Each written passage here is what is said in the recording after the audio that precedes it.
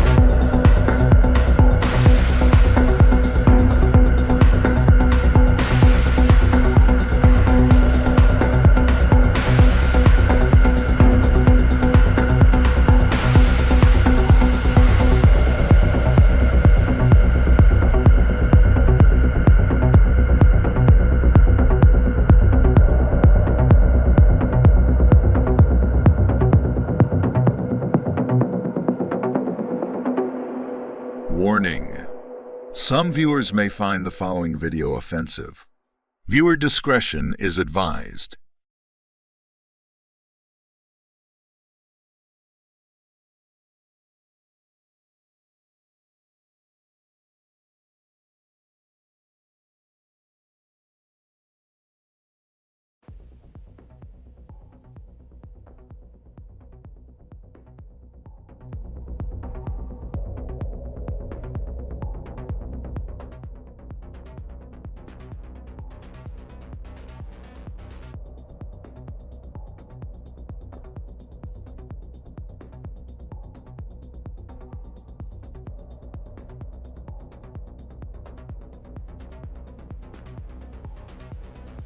Can't hear me. Chat's gone. The chat can hear me now. There we go. I was talking to nobody then for ages. What's going on, Steve-O? You must be happy with the points you've got. Hello? Steve-O literally couldn't even speak. He couldn't speak. Can you guys hear me? Can you hear me? Guys, can we do a 1-2, 1-2? Can you hear me? Can you talk? Can you hear me talking? Nice jumper. I know. It's cold. It's cold. So I've got to rock the jumpers now. I think Steve-O's back. Steve-O, can you hear me? Yeah. Sorry. What happened? Well, I don't know. You just decided not to talk to me. I was talking to you. I was saying, Steve-O, you must be happy with your points. You got a bit lucky on there. my screen at all. I thought. Oh. No, it doesn't really matter. No, it doesn't matter. We are live, are we? Yeah, we are live. We are live. Do not swear, as Davina McCall used to say. We've got some questions. We've got some people in the chat. I'm going to say hello to everyone in the chat. We've got Karma Baby here. We've got great job earlier on, by the way, Steve-O, and all the guests that came on. Karma Baby was one of them. And many others, of course, coming on to cover the game. So I was really interested in listening in whilst driving. Evening chaps, animations. Hello, Dom Drewsbury. We've got Gobby here. We've got Alex. We've got Karma Baby, Harry Dawson, Jay. We've got animations. I think I've said your name. Matthew Ezieshi. We've got Edgeworth here. We've got Chris Loftus here. Men in Black. Colm. Clickus is here. Five Hogs here. Brian's here. Andrew Ferguson, the genius that is Andrew Ferguson at predictions is in the chat, Steve. Not for long, Jason. Wink, Not wink. for long. Oh god, we got a rival, the History Channel. Dread FPL here. We've got Lucas Dunn, Ricky Kiley in the chat. Hello to everyone. Hope you've had a great weekend. Hope you've had a good time. I had a lovely Sunday dinner today. I'm feeling good, feeling energized. I had a little nap after my Sunday dinner. And, you know, all in all, I feel like I've got off the hook. Massively off the hook. Massively off the... Things were not looking good for me at all until the dying embers of the games earlier on. I decided to keep hold of Ollie Watkins, which was, in the end, a good decision. Weirdly enough, my comfort in thinking, I had Cole Palmer coming off the bench for Ollie Watkins if Ollie Watkins didn't play, well, that would have backfired, wouldn't it, Steve-O?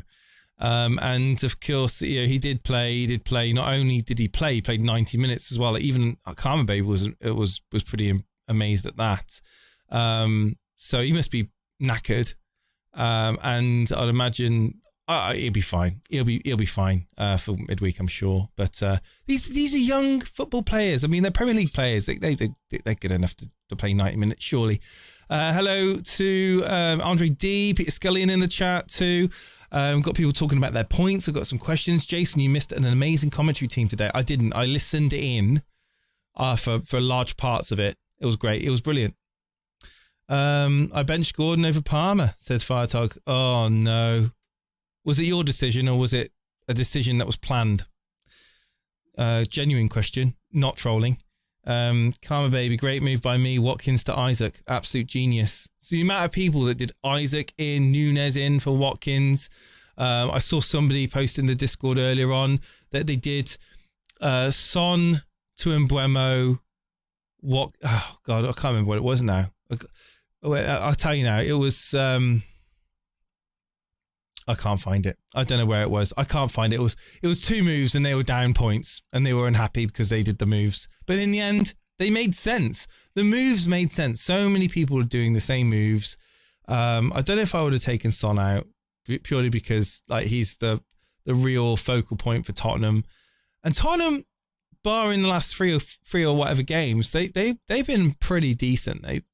This season under Ange. So I think for me, Son is one that I'm keeping in my team. I have no interest in getting him gone. One of a few players that I'm just not interested in getting gone. Certainly Steve-O, you're very quiet. You did an amazing stream earlier on. You did a -16. Just remind everybody what that -16 was, please, and who you brought in and who you got out, just so everyone knows. Well, I've done the maths for both of us, so I'll just go from both. So you did a -8, I did a -16. So my -16 was Cash, Areola, Bowen, Louise, Martinelli, plus the -16. That equals 26 points total. The players I brought in were Gabriel, Kellier, Gordon, Saka, and Mbeumo. That totaled up to 26 points. So I'm at 0. Whereas you did Bowen, Trossard, Trippier, which equaled a -8, which totaled of 24 points. And you brought in Saka and Mbeumo, Saliba. That gave you 14. So you're down by 10 points. So the question, though, is, are you happy, though, with your team moving forward? Because with me, I'm glad I did that -16 because I'm just set up now for the next, well, definitely this game week upcoming. And then going into Saturday, I can just maybe clean up one player. I can now do potentially the one transfer, then still have 2 free. What's your situation? Yeah, I mean, the team's healthy. Touch wood, there's no real obvious issues. Obviously, goalkeeping wise, I'm very light in just Areola. I know that, but don't have any money in the bank. Simicus is obviously not a long term. Bloody Taylor though, Charlie Taylor. I'm so I'm amazed. He got 10 points sat there on my bench. Yeah, Bloody Baldock as well. I mean, coming off injured, I felt a bit aggrieved. I mean, to be fair, going into today, I just was like, I'm having a really, really bad weekend, mate. I think I was on 15 points or something stupid like that. And I was just like, this FPL lark. I mean, I'm just, just ain't working out. It just is not working out. I just seem to be going down. And then obviously going into today, my main differentials over, the main thing for me was Watkins getting something. Because obviously he's choosing to keep hold of him. And I know a lot of people didn't have Alvarez. So it was nice to get an assist from him. Son, I needed Son to do something as well. Not Son, Salah. I needed Son to do something, but I really needed Salah to do something. And having not watched any of the game, I was purely listening in to the commentary with you guys. And it just sounded like it was not meant to be. Nunes being wasteful. Salah could have had 2 assists. I was thinking, oh God, this is ridiculous. Liverpool being apparently, destroyed by Fulham. They were 3-2 up at one point. And there was like, what's going on? Why are Liverpool falling apart to Fulham? And then, of course, we all know what happened. But 2 minutes later, they were 4-3 up.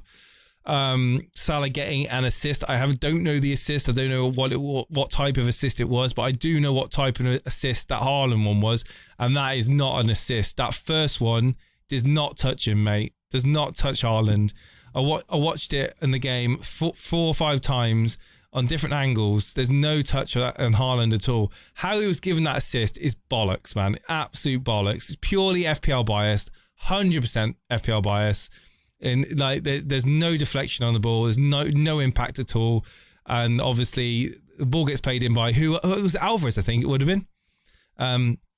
Ball gets played in by Alvarez, and I personally I don't see it as an assist. I'd be interested in what other people think. In the who's the one who scored it? Was it Foden? Now, who was the one who scored the first goal? Was it Foden? It was Foden, yeah. It wasn't Haaland. It wasn't an assist. But anyway, it is what it is. It's been given as an assist, which is kind of made me feel like all I wanted was Haaland to equal Salah at worst. I obviously don't want Haaland to do better than Salah. And I think he got, 4 points more? If you captained it. 4 points if you captain. So 2 points. No, because he got 4 points. He got 7, didn't he? So you'd have got 4 points if you captain. Salah got 5, so it's just 2 points, isn't it? No. If you captain Haaland over Salah, you would have got 4 points because you got 14 from Haaland and 10 from So basically, I feel like I've got off. I've been because that game was Haaland. I thought had a pretty average game. It was non-existent. And the fact that you got 2 attacking returns from Haaland in that game, I feel a lot of the captains out there should feel themselves a bit lucky because I don't necessarily feel like he performed to deserve that. But all in all, Spurs at the end of the game celebrating like they won the Premier League, getting a draw against the Etihad. Good result, don't get me wrong, good result. Saw Brew posting on the Discord with all the Spurs fans there cheering after the game had finished. I was like, come on. It's, it's a good result, but, enjoy the moment, of course, but let's not get a bit over the top now. But the Premier League is certainly looking pretty tasty from a competition standpoint.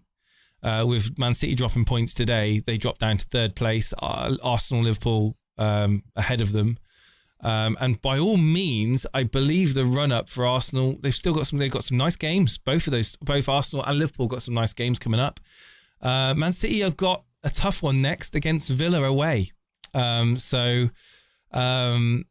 Wow, could you imagine if they drop points against Villa away? That would certainly put advantage in the hands of Liverpool and Arsenal. They would have a chance to go potentially 4 points, potentially 6 points clear of Man City if they win their games. And let's not get ahead of ourselves. Man United, touch upon Man United because we talk about the teams that are doing well. The Arsenals, the Liverpools, the Man Cities are, generally speaking, are doing well. Villa's doing well. Tottenham, I even though they lost the 3 games, they had the 3 losses in a row, didn't they? They had the Chelsea defeat where they were down to, was it 9 players? Then they had the Wolves defeat, which was kind of like, what the hell? And then they had the Villa defeat. I do think that Tottenham are a much better team than Man United. So right now, like I look at Man United in 7th and I'm thinking, yeah, we are where we are. We're at our level right now. This is our level. You got much better teams ahead of us in the league, and wow, that game again, Gordon, your player that you got in your team. Lots of FPL managers got Gordon in their teams, got their points, didn't they? Who got the assist? None other than Trippier, the guy that I got out. So it was just like, yeah, well, egg on my face. So well done to Newcastle. It seems to be a weekend of, yeah, if only, like with Salah, if only Darwin could have put the ball in the back of the net. If only certain Newcastle players could have put the ball in the back of the net, because Trippier was just, from what I saw of the highlights was. And did you watch the game? No. Oh, well, the Man United game. Yeah. I watched the Man United game. Oh God, I was in a bloody mood after that finish. I tell you now, what a shocking performance that was. Did you watch that it? Bad. No, United were just in their own half. Like, I think we had one shot on goal, and it was in the 2nd minute with Garnacho, and that was it. The whole game. It was just embarrassing, mate. It was really embarrassing. It's just like, anyway. But how did Isaac look? Isaac was thinking of bringing him in. Wasteful. There are people that are going to want him. I thought Isaac was pretty wasteful. He couldn't hit the target. The thing is with Newcastle as a whole, they were peppering the goal, but they were hitting it wide so many times. And I feel like with Onana, the way that Onana's playing, I feel like if you hit the ball on target, you've got a chance. He's either going to parry it out into into the pack, or he's going to make a bloody howler. Andre D, thank you. Member 36 months. What do we think of Sterling game week 16 to 21? Again, Chelsea, man. What is going on with Chelsea? Like I don't know. They won today. They did win today, but I just don't know what to think of Chelsea. I don't know about you, Steve-O, but do you trust Chelsea enough to have them in your team? Like you talk about, we had Harvey. It's a Harbour Boy that's got Sterling. Is it? Is it Harbour Boy? I can't remember. Was it? You said yeah. So what do you think of Sterling? I mean, I don't feel like I can comfortably bring in a Chelsea player and be confident with them. I mean, I don't know what your thoughts are, whether you think it's worthwhile jumping on them now with the fixtures coming up, but I don't know. I just don't. Man U, Everton, horrible, but then Sheffield United, Wolves, Crystal Palace, Luton, Fulham. I don't have the problem with it. Certainly Palmer will be on my radar, but Sterling could be, what was he, 6.9 now? He's gone down to? Who's Sterling? Yes. He I could don't actually know. Let's find out. He could be the Buemo replacement. Sterling's 6.9. That is he's 7. He's 7. Oh, he's gone back up to 7 now. He's 7. Sure, he went down to 6.9 and then he's gone back up to 7. Wow. I'm just looking now. Did he go? Okay, well, he certainly was set. He's been 7 for the last 3 weeks in a row. So, he went to he was 6.9 earlier on in the season. And then he went back. He went up to 7. It's weird because Sterling started at 7, and then he went down to 6.9, and he went back, and then he went up to 7.2, and then he's gone back down to 7 again. He's all over the place. But yeah, questions in the chat about does Ten Hag lose his job? I think I have to echo Mark Goldbridge. Mark Goldbridge is a genius. Like, he really is. Why would you sack Ten Hag? It's not Ten Hag that's the problem. It's the players. The players are the problem at Man United. And if you sack Ten Hag, that's, again, you're going around and round and round in circles. It's a merry-go-round of managers, and you're not solving any issues. And the best thing for Man United right now is to unload all of these players that are just dead weight. Bring as many youth players through as possible. Sign smart in January, and don't pay over the odds for players that are just mercenaries, that really don't give a crap about the club, that aren't playing for the badge. It's the same anywhere, any club. I mean, you can always identify. I mean, Firetog talks about Rashford in the chat. Absolutely. You watch Rashford, you see a player that doesn't care. You just say he does not have the passion, or he hasn't got the drive to to win, to get goals. Game week 15 deadline is 6 p.m. Just a reminder here from Karma Baby, member for 35 months. We will obviously that's another thing. We got the game week 15 Tuesday evening at starting off with Wolves versus Burnley on Amazon Prime, everybody. So 6 p.m. is the deadline. Don't forget the deadline, everybody. If you set your FPL teams up, because that's going to come around really quickly. It's going to be really quickly coming around. So let's just recap the results of the weekend for those. I was going to say for those who don't know. Is anyone in here that don't know? And then we'll talk about what people have done. I see some people have got some good scores in the chat, some people that didn't get some good scores. In the end, I feel like I've literally got out of jail free. Right, so we knew. So let's get Arsenal, Wolves, beating Wolves 2-1. Brentford beating Luton 3-1. Burnley beating. This is something I want to talk to you about. Burnley, you said, like, one of your things about Burnley is goals. It's not scoring goals. They scored 5 against Sheffield United. I didn't see that game. Have you seen the highlights of that game? What's going on there? Was it just Burnley being just on another level, or was it Sheffield United just being dog shit? That. It's the equivalent of a professional football team that are in League 2 and they're losing every single week. And the manager goes, right then, we need to get a morale booster here. So what I've done is I've arranged a friendly against a secondary school under year 10. And we're going to play a full strength squad, and we're going to play this team who are like top of their league, and then they go and this professional League 2 team beat them 6-0. That's all it was. Sheffield United are abysmal.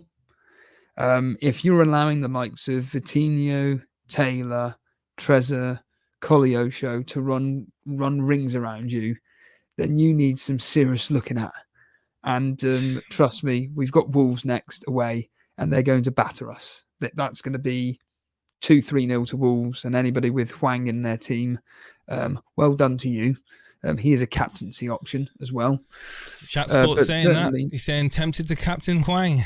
So, well, I mean, serious. We've got the Wolves are going to have some fun against us, and but yeah, it's just Sheffield United are just absolute garbage. That's all it was.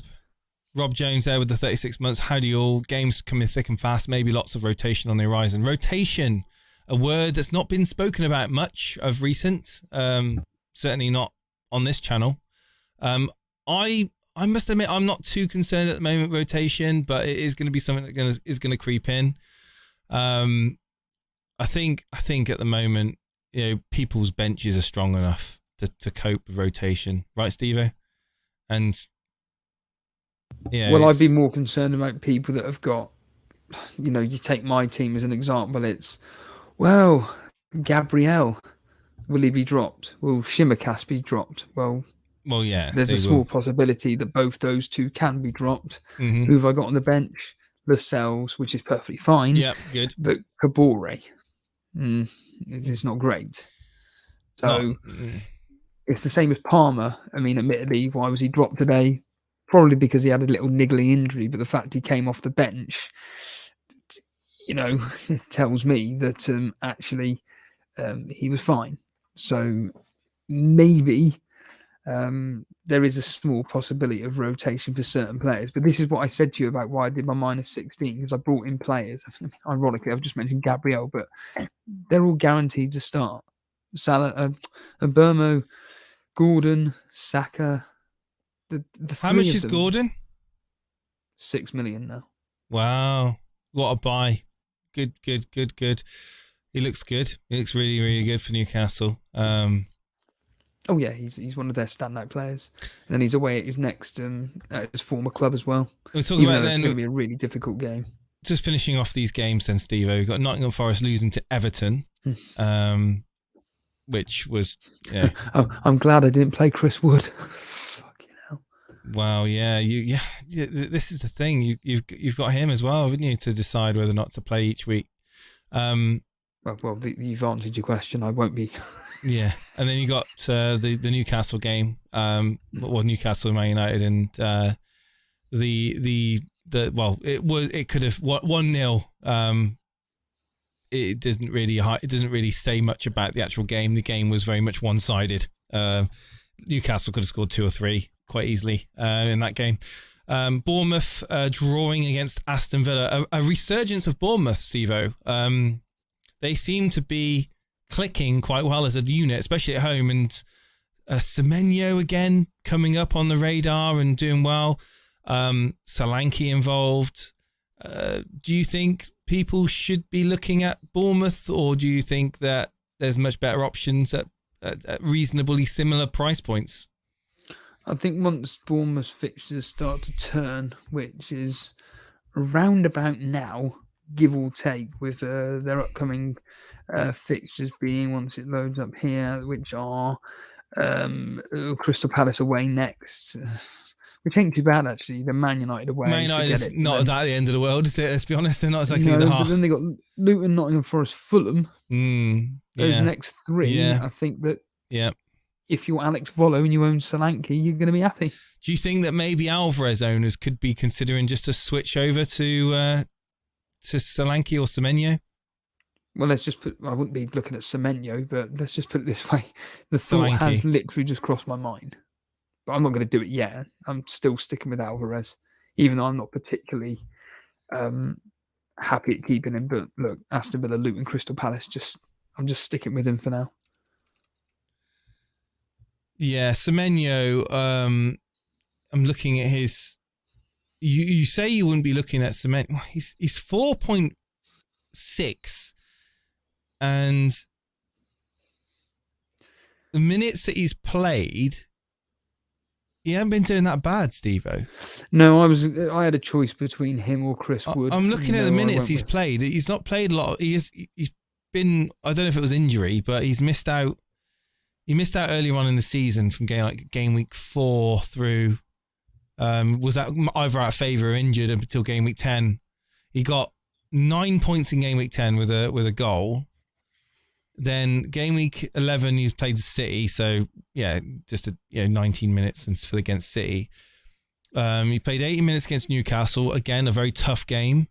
And then he played away at Sheffield United. He got himself an assist, and then he's just got himself a goal against Aston Villa. So really, I think that if you've got no other issues in your team, and you've maybe got a cheapy forward, I wouldn't see the harm in just switching over to Semenyo. I really wouldn't. Assuming you've got no other issues in your team, and that's a luxury move, just moving out one of your bench players to Semenyo as an option to start on a particular week, because they've got some nice fixtures coming forward.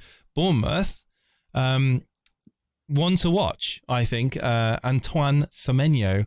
But again, Solanke is going to be the one that people... again, this is a great point, isn't it? Rob Jones is making. I might consider Semenyo in order to have the money to get Trippier in. So again, it could be a great enabler, Steve-O.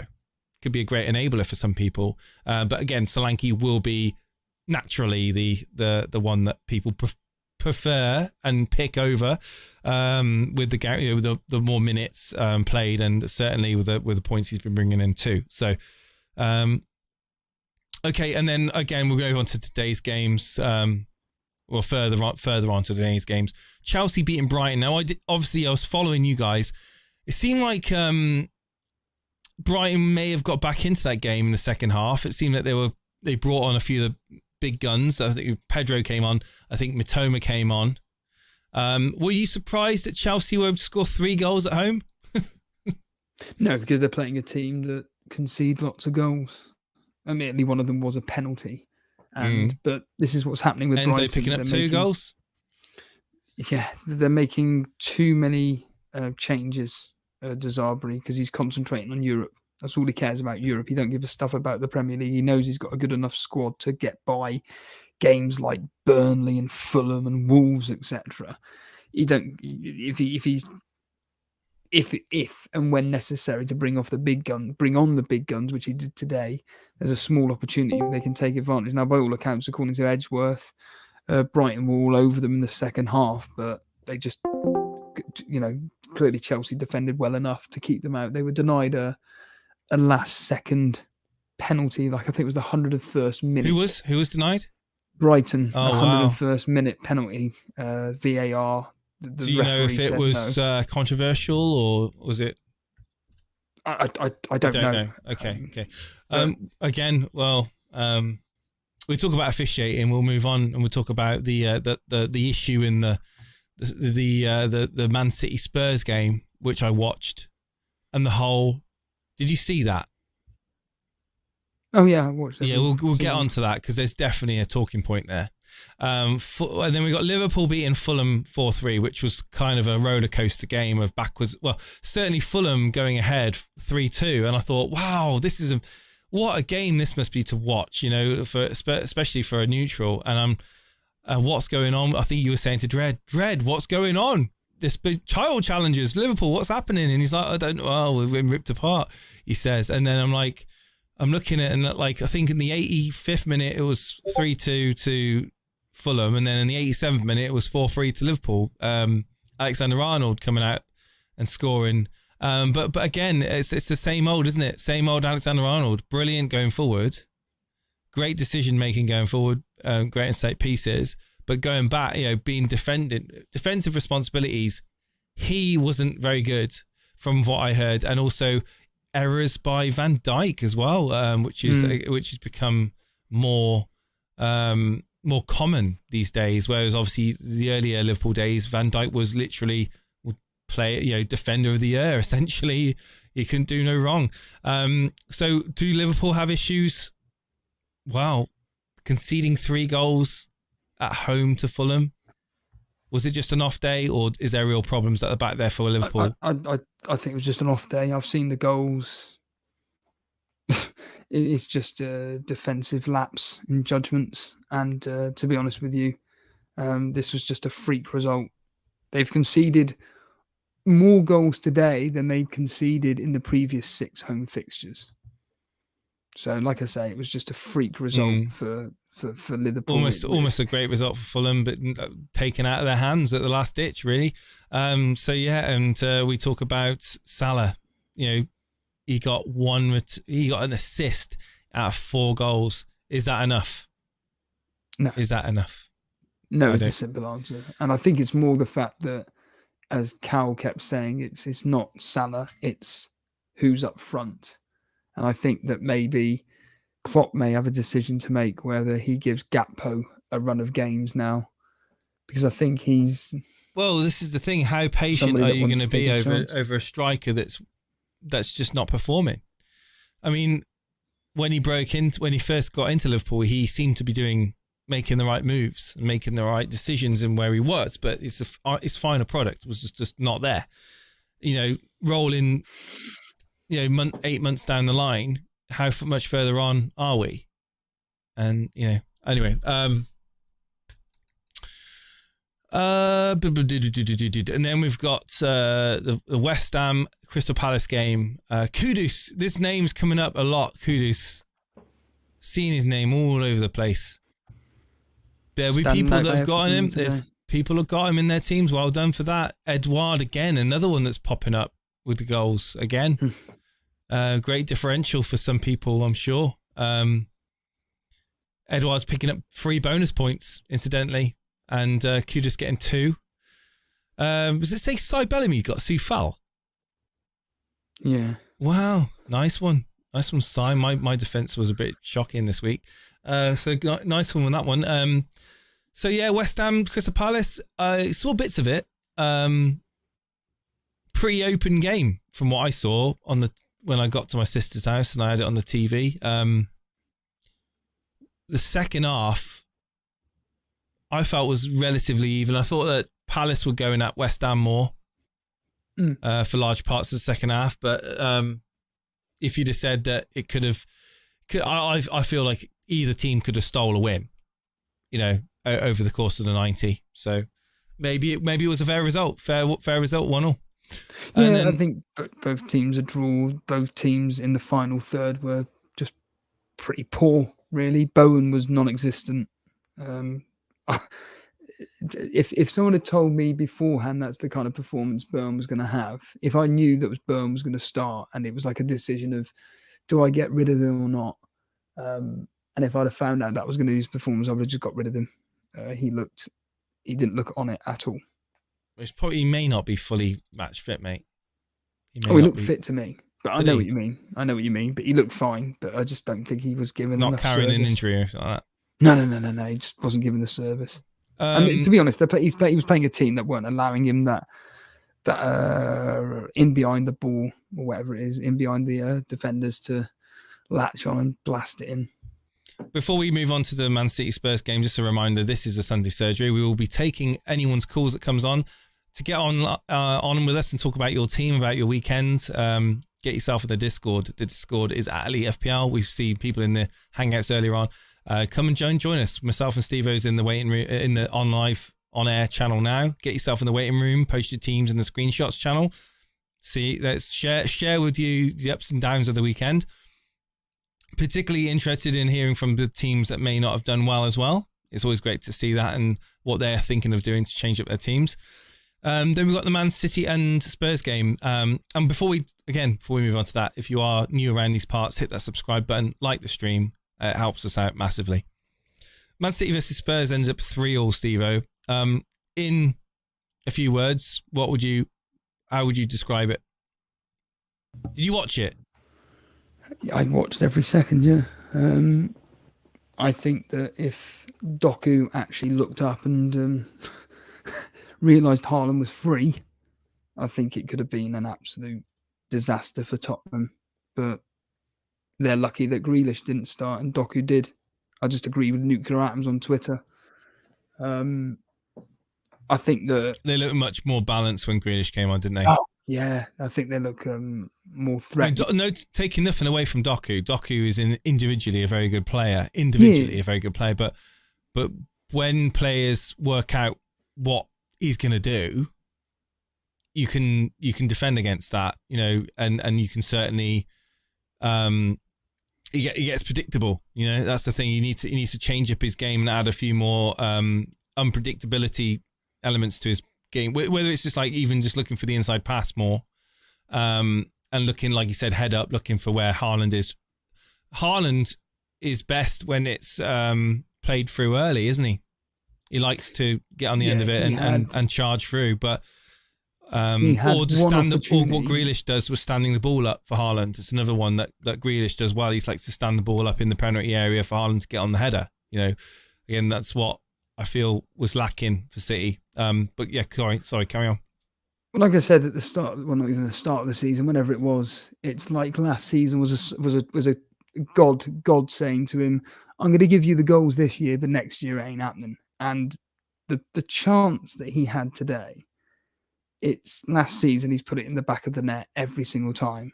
This season, it's like he just seems to miss these really, simple chances. And that I don't know if you've seen the miss.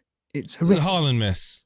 It's horrendous. He was in front of goal, like penalty area, wasn't he? That penalty spot. Yeah, hits it wide. Yeah, I saw it. I was like, I must admit, I felt very fortunate about that.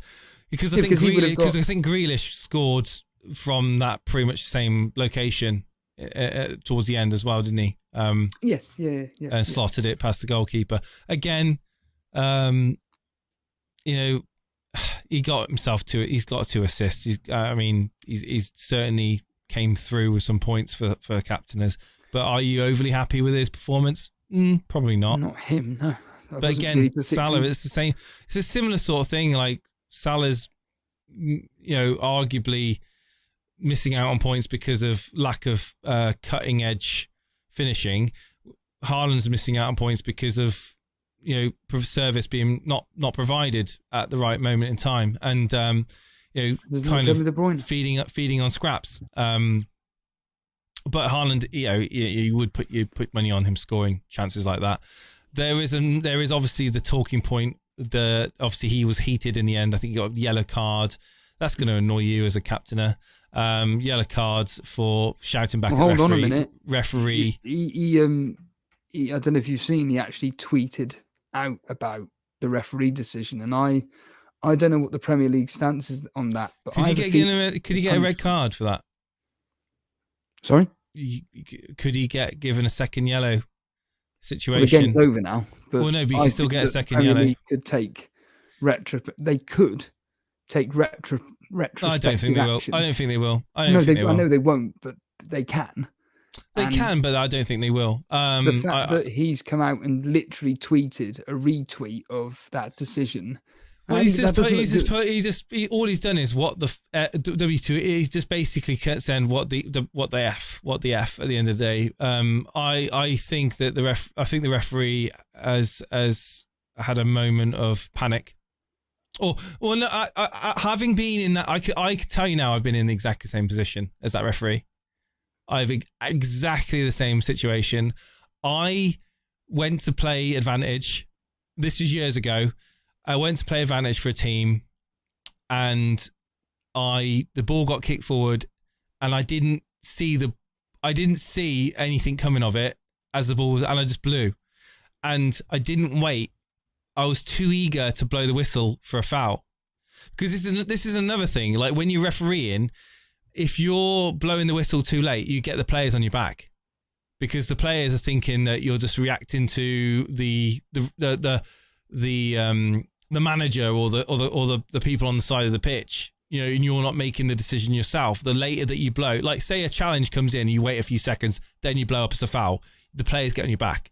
So as a referee, you want to make the decision pretty damn quick, yeah? So when it comes to Advantage, you got to say, right, am I playing Advantage, yes or no? Yes, right. What comes of it? Nothing, right, blow up. And what he's done is what I did. He's basically gone to play Advantage. He's not, for whatever one reason or the other, he's been tunnel visioned, and he's literally just seen the ball played through, and I don't think he's seen it. I don't think he's seen Grealish running through onto the end of it. I think he's just been blinkered. He's blown up for a foul, and then what he's done is, I can guarantee what has happened. He's blown his whistle.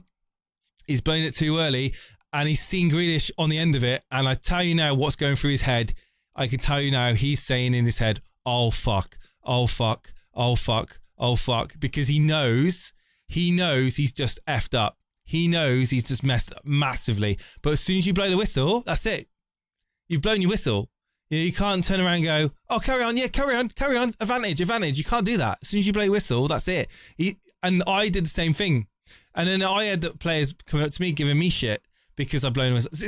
Obviously, different Sunday League is a completely different thing. But essentially, the same split-second decision-making process, you could probably get away with it in Sunday League a lot more than what you can in a top-level, top-flight Premier League game that's being watched by millions of people. So yeah, that's what's happened. I guarantee what's happened. He's just basically went to play the Advantage. And to be fair, I thought the referee had a good game. I thought the referee had a very good game as a whole. He's gone to play Advantage. Ball gets kicked forward. For whatever reason, he's just been like, right, okay, let's blow up. He's blown the whistle. He's seen then that Grealish got the end of it. He's like, fuck, too late now. I've already blown my whistle, and they've got to go back for a goal, for a free kick. And that's exactly what's happened.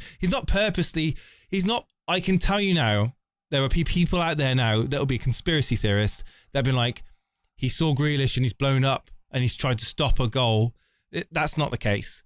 He's not done that. Obviously, he's not done that. He's just fucked up. That's what he's done. He's just blown the whistle too early. He's not given it a second or two more to see what's happened with the ball. He's been too eager to blow up for a foul because he thought there's no advantage. That's just basically created a massive issue with now Haaland kicking off. City fans will be kicking off. It's no malice. There's no malice in it. No malice. No ill intentions. It's just a very unfortunate that talk about players. They've got split-second decisions to make, and if they mess up, they make a mistake. Like goalkeepers, if they make a mistake, it costs games or it creates a lot of controversy.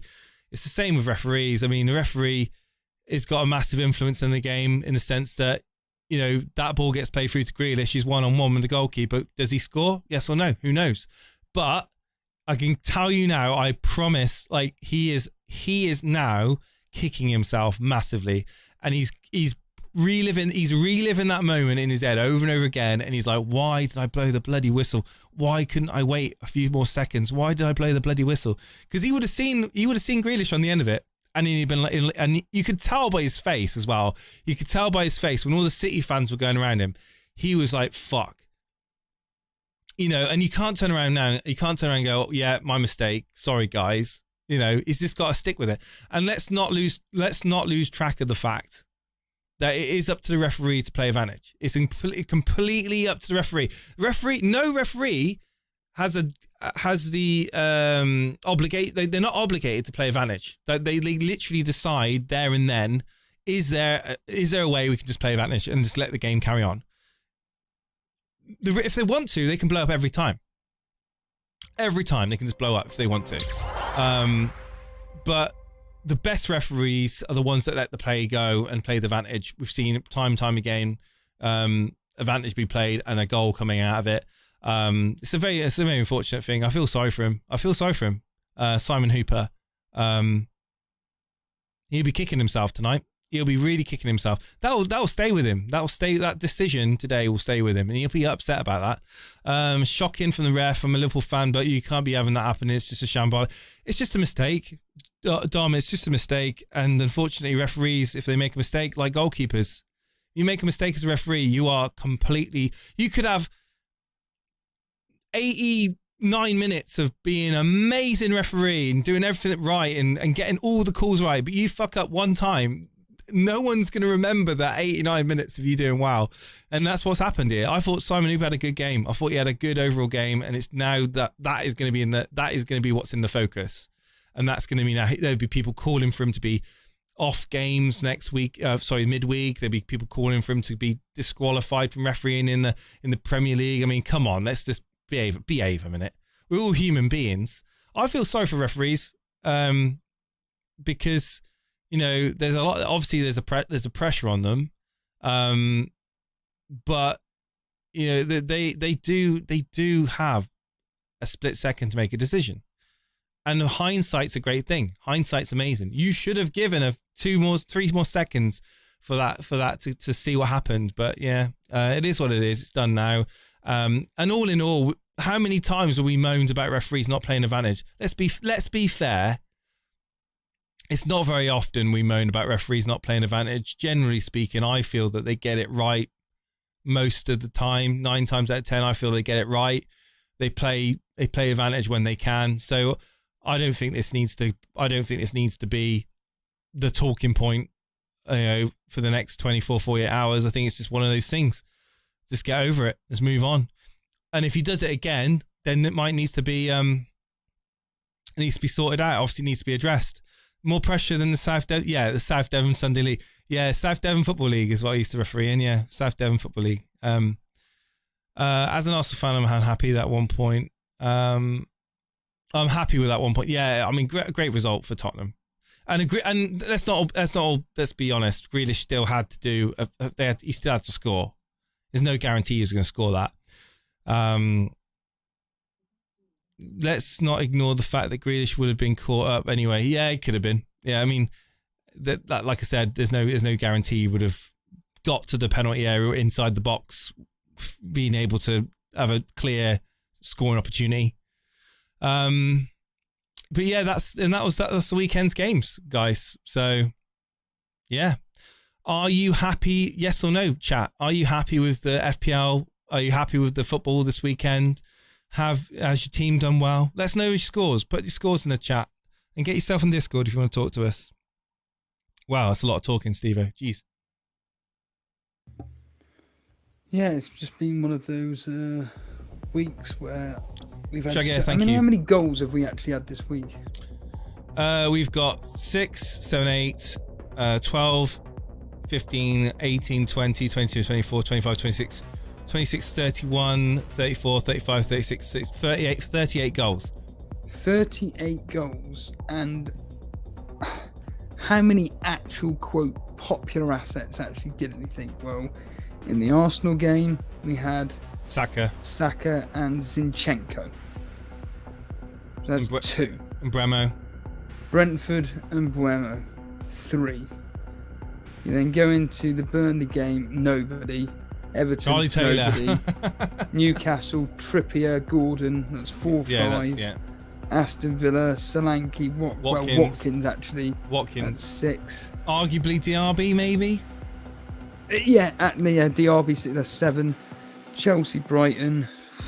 I don't see many people having Chelsea. No one there, so that's 7. You got Liverpool, Fulham. Okay, Kudus. Salah. You got West. Yes. Oh, you got Liverpool, Fulham. Simicast, 2.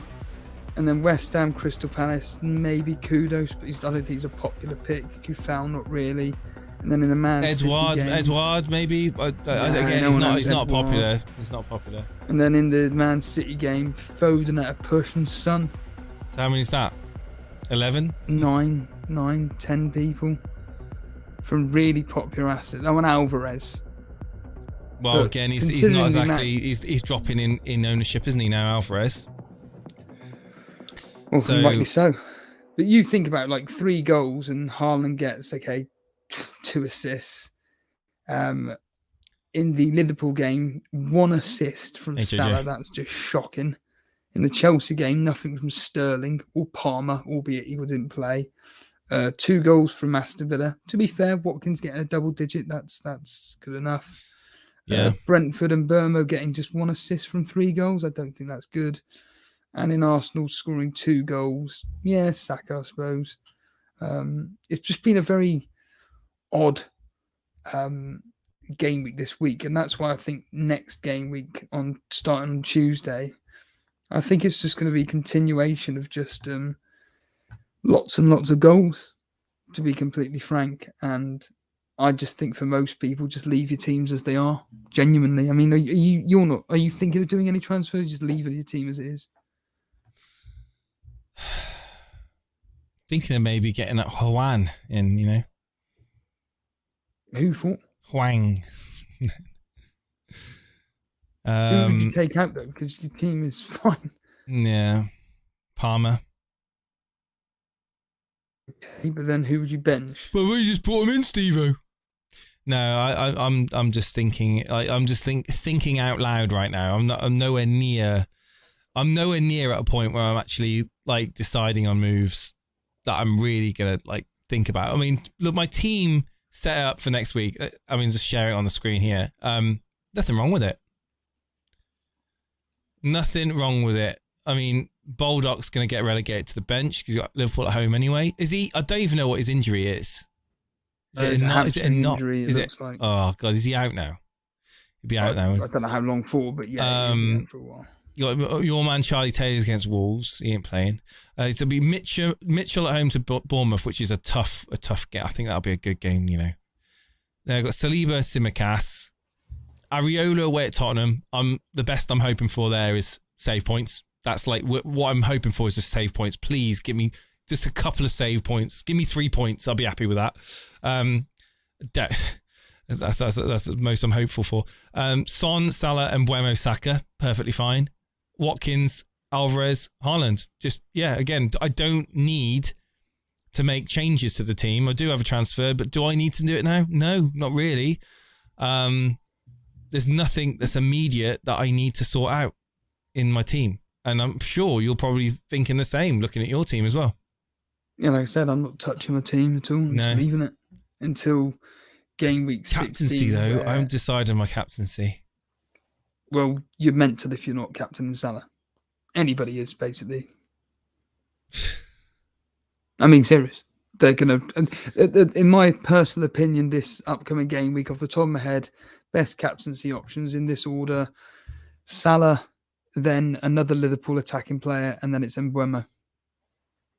I think Mbeumo, if I keep saying it to Alex Volo, but does Klopp play Gakpo in that game? Start him. Good opportunity to.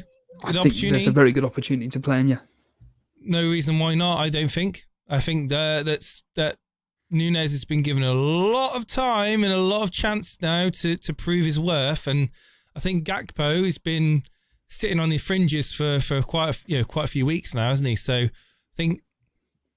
I think if I was Gakpo and I don't start against Sheffield United away, I'm thinking, what am I doing in this team? What is my job? Am I just purely just an impact sub? Is that all I've been brought in for?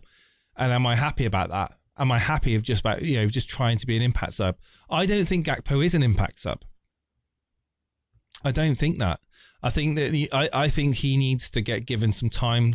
And Liverpool fans, come on air, talk to us, speak to us in the chat. What do you think?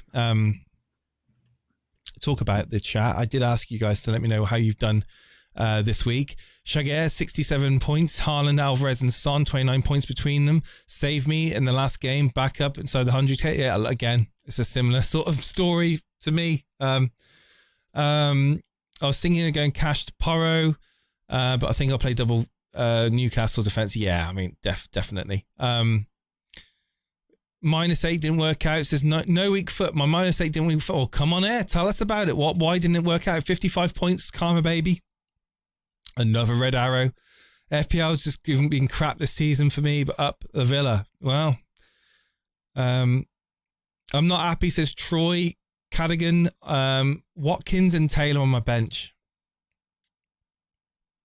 To be honest, I don't understand people that bench Watkins. I think if you're worried that Watkins isn't going to play and you've got someone that you can have coming in for him, just play Watkins anyway. Like, if he's unfit, he ain't going to play. If he's fit, he starts. That's how I see it. Best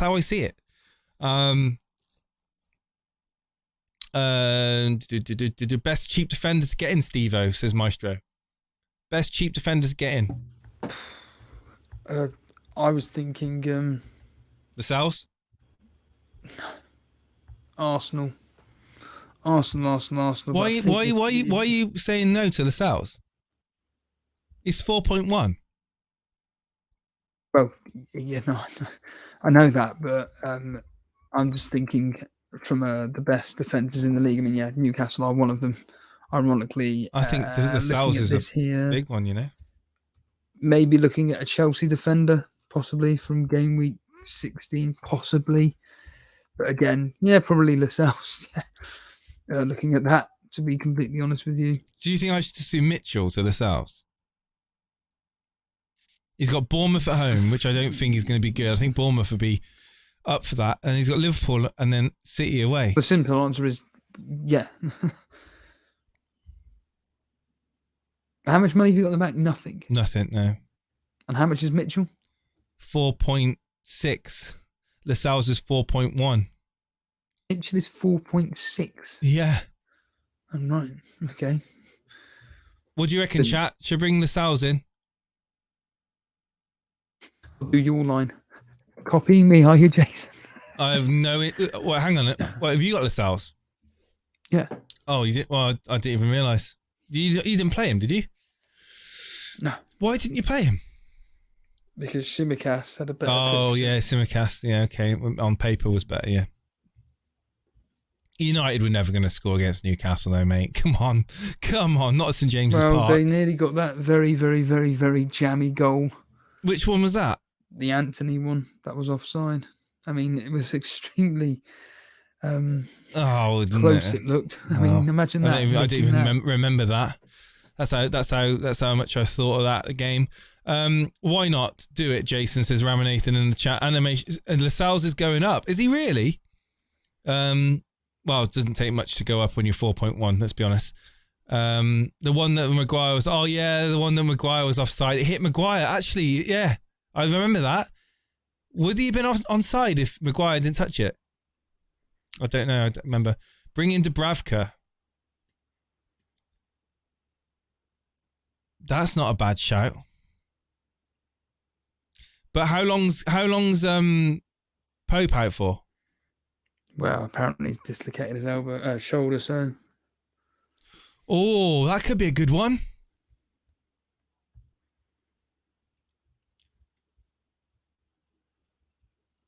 Wow, ladies and gentlemen. Cheapies for Newcastle. We love to see it. It's love to see it. Have we got anyone in the waiting room, Steve-O?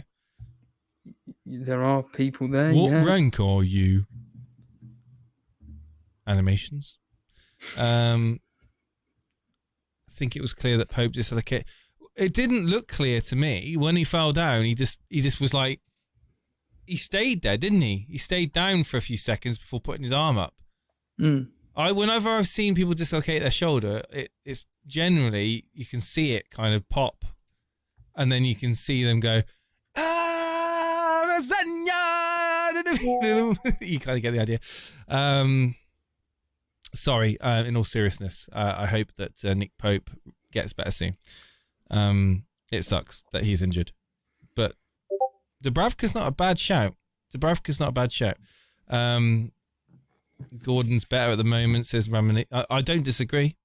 You can't have them all, can you? You can't have them all. Darwin Nunes is going to go off like a Catherine wheel. Big haul coming FPL's team soon. Well, Andrew we've been Ferguson. reading that every single week, and it still hasn't happened. Darwin Nunes, he's becoming a meme, isn't he, at this point? Like, come on. Especially with his new hair. Awful. I haven't seen the new hair now. Oh, it's terrible. I have no interest. We've got people in the waiting room, so shall we move on? Should we get some people on? Yeah, animations was there first. So. Let's see who we've got here then. Let's see. And are you ready to rock and roll? But yeah, just very quickly, me and you got 60 points after your minus 16. You got 76, so you got 60 points. I got 56, so 4 points less than you. So it means I stay marginally 4 points above you.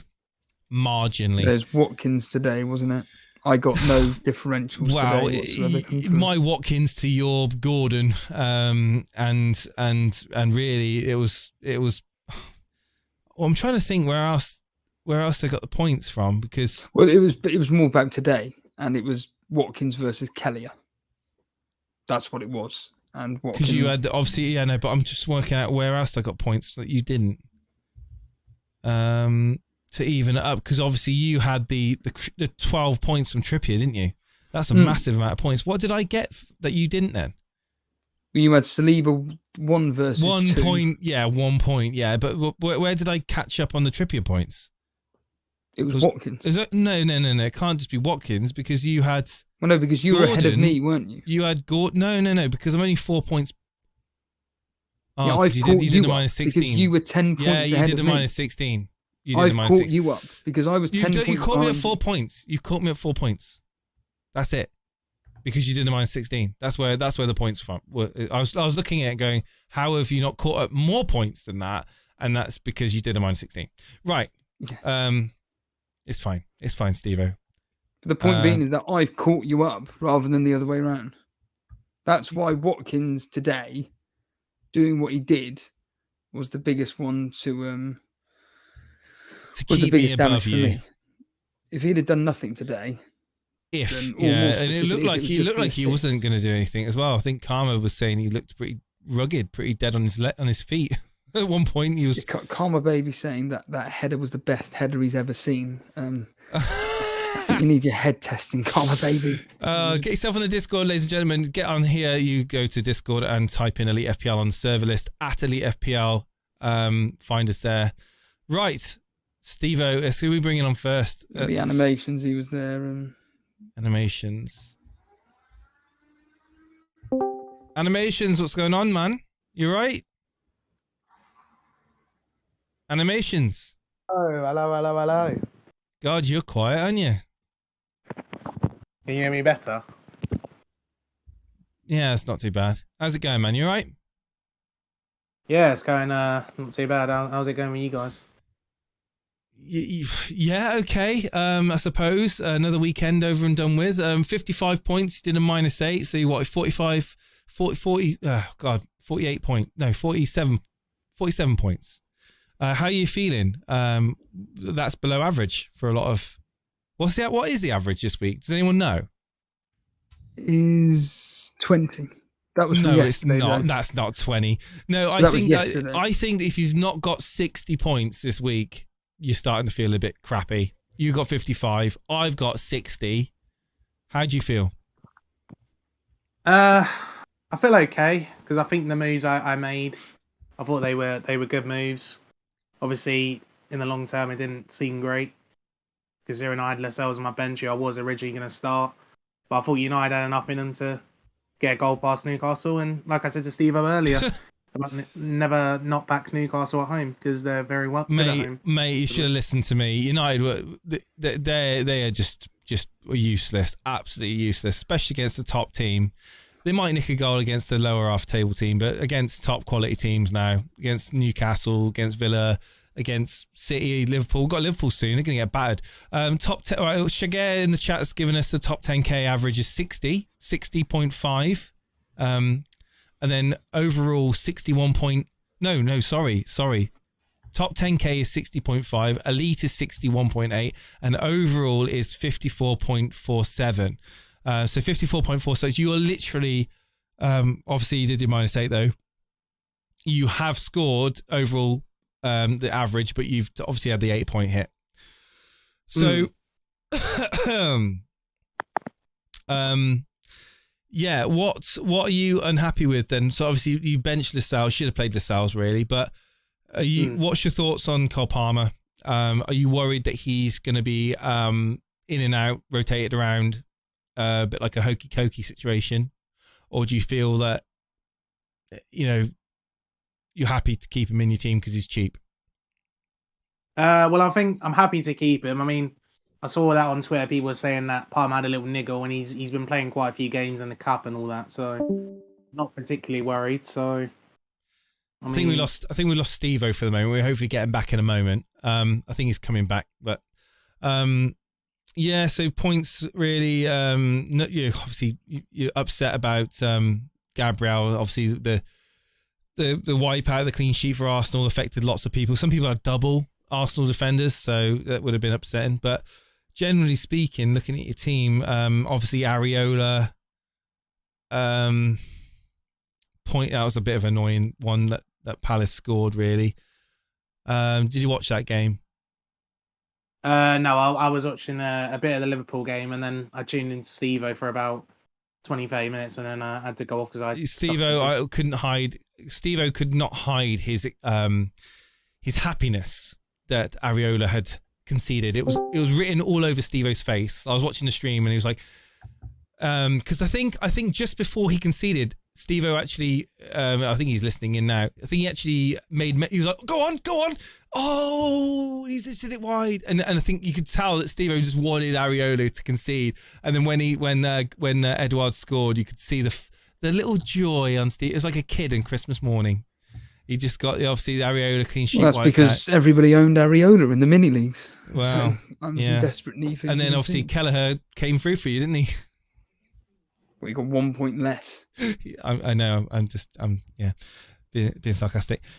So for you, really, again, looking at your team is very similar to a lot of people's teams. Darwin, tell me about Darwin. What are you going to do about Darwin? Darwin Nunes, Liverpool, the one player that people were looking to this week as being a real good alternative to Ollie Watkins. He's get given chances time and time again on a plate. Can he finish them? Doesn't look like he can. What are you going to do with him? Are you sticking with him? You're going to hold on to him? You hope that he starts against Sheffield, or are you going to look to get him maybe moved out for someone else? No, I think he's kind of in the same situation as Palmer. If I was rash, I would go and get Gordon for Palmer. But I think with Darwin, I've just sold Watkins for him. I think I'm going to keep him against Sheffield. I would think there's a good chance he starts that game. After that, who knows? I mean, maybe I'll end up going back to Watkins at some point. But I think if Darwin does nothing against Sheffield and Liverpool win, say 2-0, I think you really seriously got to ask questions and say, right, I need to get off of this player. It's one of those, isn't it, where he's just frustrating to own. One of those frustrating players to own from an FPL point of view.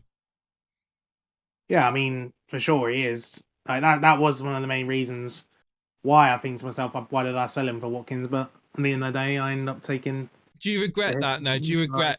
Obviously, hindsight's great and all that, but do you regret the move Watkins to Darwin? Do you think that if you knew that Watkins was going to start today, would it have changed your mind? Did you do that purely because you were worried of Watkins' minutes? Yeah, I mean, like Steve has been chatting about, like Raptor and all that.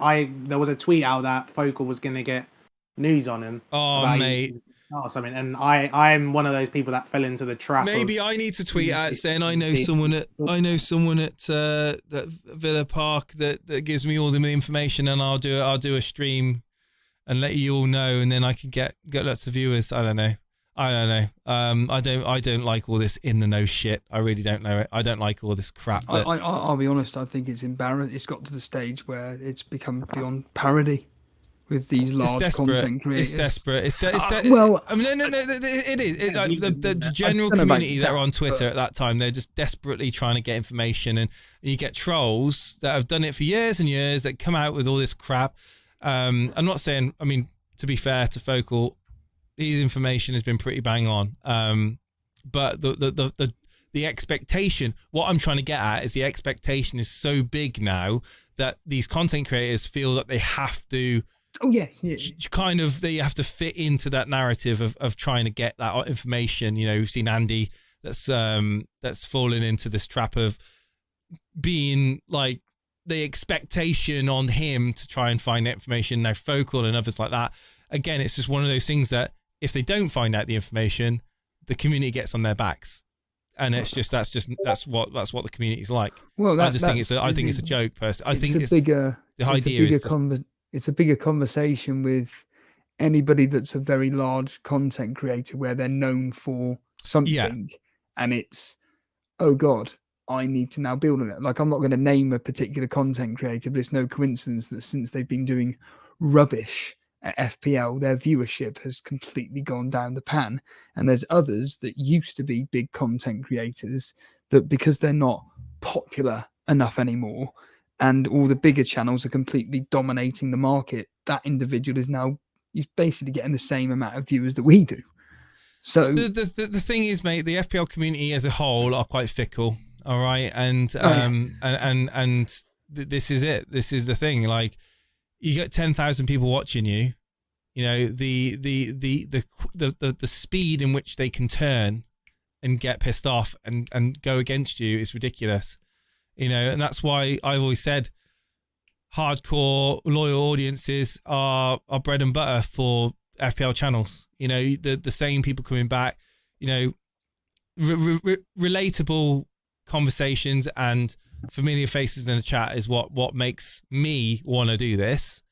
You know, if I've just got a wall of text every single fucking time, you know, it becomes very impersonal. It becomes more like you detach away from it, don't you? Like naturally you would detach because you're not going to spot names in a chat that's going crazy, are you? You're not going to, oh, that's Jimmy. Oh yeah, I've seen him. Oh, you got thousands of people that are coming in just demanding information. Oh, can you tell me if I need to start this player? Who do I bench this week? You know, is this player starting? What's the early team? All these questions coming in, and it's like the chances are they're just going around one content creator, another content creator, another content creator, asking the same questions again. But yeah, let's ask Animations. Like, what was your thought process when you found out that Focal may have some early team news? What was your thought process? Well, my thought process was, right, that if Watkins wasn't going to start, I was originally going to keep him. And then I thought to myself, I looked at his fixtures and I think, yeah, Bournemouth is amazing. It's a great fixture. And then after that, he would have City and Arsenal. And I thought, Watkins isn't going to do great. I thought, I'm going to take a punt on Darwin for the next 2 or 3 fixtures. And if worse comes to worse, if it doesn't work out, same with the Haaland situation, I would just go back and get the player I previously had, but just have a bit of fun with FPL, if you get what I mean. But if you were trying to have fun with FPL, then why would you be needing to know whether a player starts 48 hours before things? Surely you would just go, well, I've got my thought process here, let's just do it. Yeah, I mean, I do have that sometimes when I play FPL, but not all the time. I must admit, I went onto Raptor's Twitter to see if he tweeted anything. I didn't go on his stream or anything. I did go onto his Twitter at like, I don't know, 10 o'clock in the morning. And I saw that he was doing a stream really early. I was thinking, oh, he must have some information or something.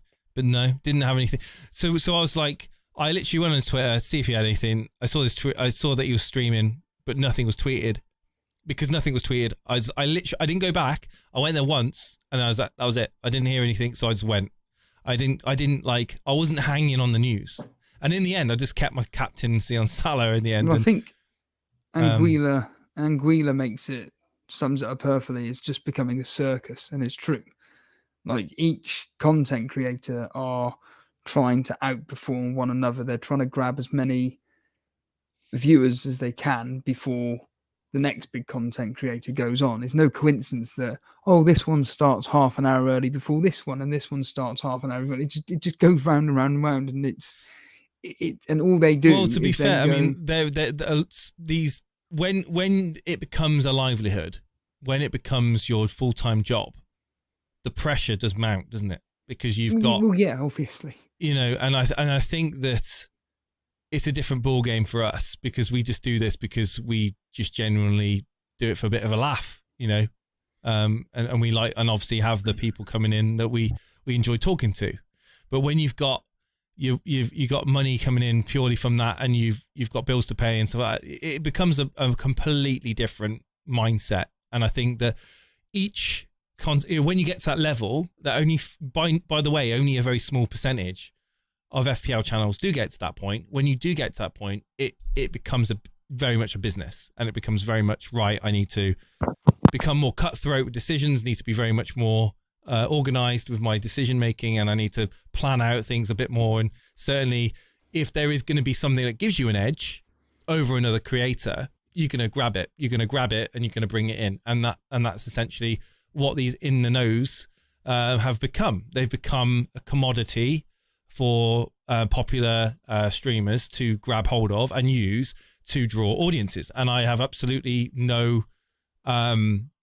I don't think it's bad. I think it's naturally going to happen. And they caveat everything with no guarantees, but the information I'm getting in is blah blah blah. But it's a really quick fire way of certainly having people turning on you if it doesn't come, because people are fickle. And if you give people information that isn't correct, we've all seen it, they can turn on you very quickly. So you are kind of playing with fire when you start going into the realms of in the nose and all that crap. So you got to make sure your sources are really good. But from what I've heard and what I've seen, I think the people that are doing it well, and they're not really seeing that. So well done to the channels that do get the views, to keep them paying the bills at the end of the month, at the end of the day. That's what it all comes down to. They pay their rent, they pay the bills. That's what matters the most. Right, animations. Any final thoughts? I'll just the last thing I'll say is, what do you think of these transfers? If Pope's out, Dubravka and Pedro Porro in for Lascelles and Strakosha for a -4. Wait, you're thinking of getting Lascelles out? Yeah, to get Dubravka, because I think during the Christmas period, and I think for longer term, I think Dubravka is going to have more minutes than Lascelles is. Dubravka in, and who? So Dubravka and Pedro Porro for Lascelles and Strakosha. And would that be for -4? Yeah. I don't know, man. Steve-O? I'm just going to look at Tottenham's fixtures. I don't know if Lascelles. Do you think Lascelles is going to be minutes risk? Do you? Well, I think with Botman doing the 1-to-1 sessions that he's doing. Lascelles has been playing bloody well in the games. I don't think Botman just walks straight in. I think when I watch Newcastle, I think Jamal Lascelles has been putting in shifts. I like the look of Lascelles. I'm thinking about transferring him in. You're thinking about getting rid of him because obviously you're worried about his minutes. I don't know, man. I think the -4. I think, can you not just do the goal? No, you can't. Just get Dubravka in and keep Lascelles. Don't do the -4 to get Lascelles out, is what I would say. Yeah, I mean, I'm just spitballing it really. I might just do what Steve-O's doing. I might roll until the weekend and just use a transfer every week and have another in the back pocket. But I mean, we'll see what happens. But yeah.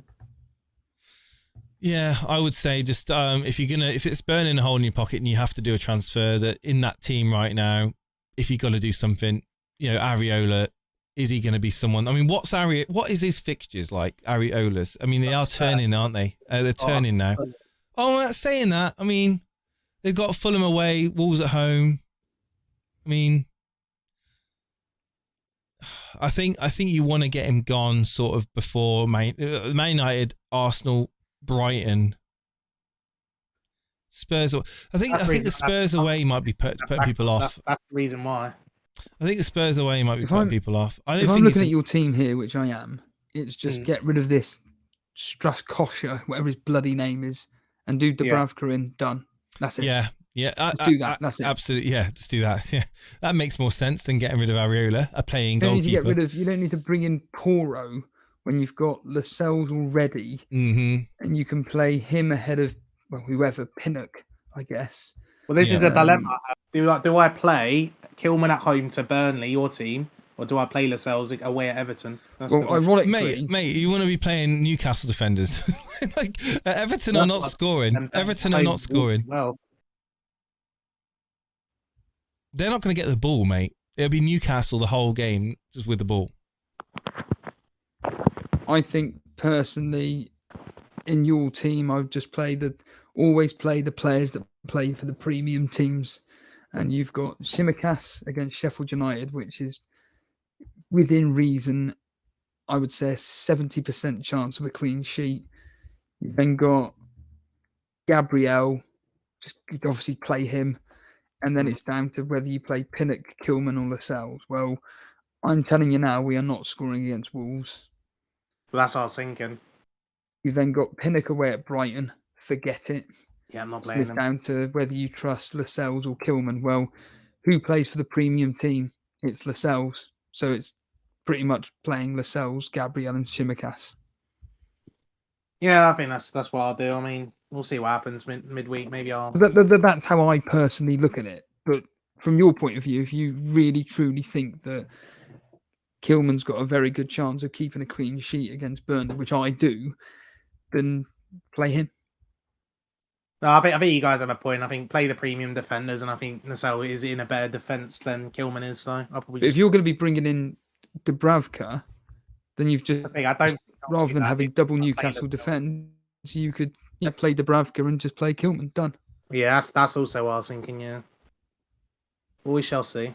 Yeah, I don't think he needs to take a -4, mate. I think that's a bit. I think that's a bit too much. No, well, I'll just think about it. But have a think about it. But appreciate you coming on, dude. Yeah, guys, I'll let you go so you can talk to the other callers. Yeah. And, cheers, mate. Stop my rank. Cheers, dude. Peace, guys. Well, what I can say is that Newcastle have got a good record against Everton, but they also 3 of the games they've conceded against Everton, 3 of the games there's been a clean sheet, 2 for Newcastle, 1 for Everton. So.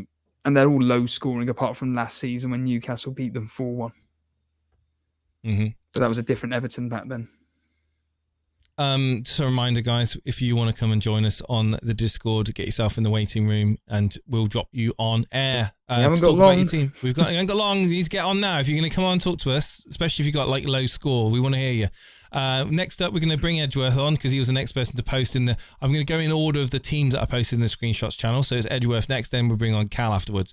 Edgeworth, how's it going, man? How's it going, dude? You had a good weekend. You got 64 points. Are you happy with your 64 points? Yeah, 64 points average. With a minus. So around the average, isn't it? Yeah, with a -4, so 60 points. I mean, if this week didn't happen, it wouldn't have made a difference. I literally lost 2k in rank. That's about it. Hello, Tiggy. Just a name that I haven't read out before, Tiggy Taylor. No, I think the team set up all right. A couple of questions that I want to ask you is, how did you feel when you saw Watkins starts?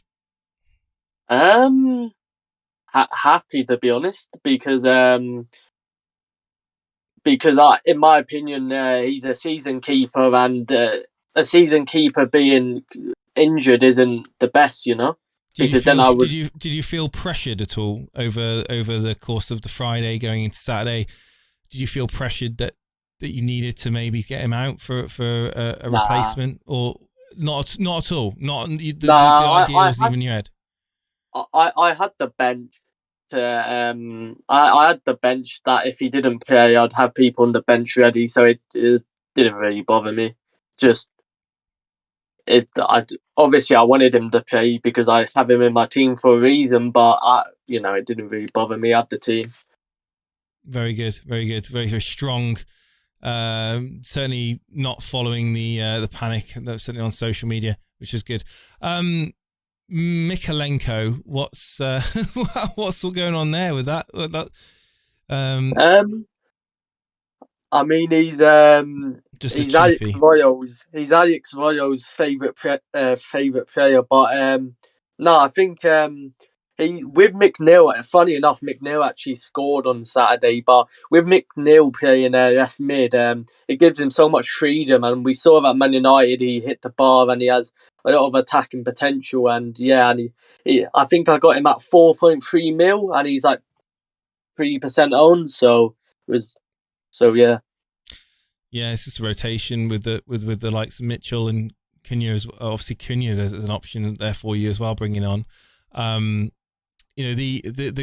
team. The question that comes to mind is, well, there's two really. After the question about Watkins from me, and depending what Steve wants to say, but what are you thinking with Palmer? Are you thinking Palmer is going to just be someone that you're going to have to be careful with moving forward? Do you think his minutes are going to? Come on.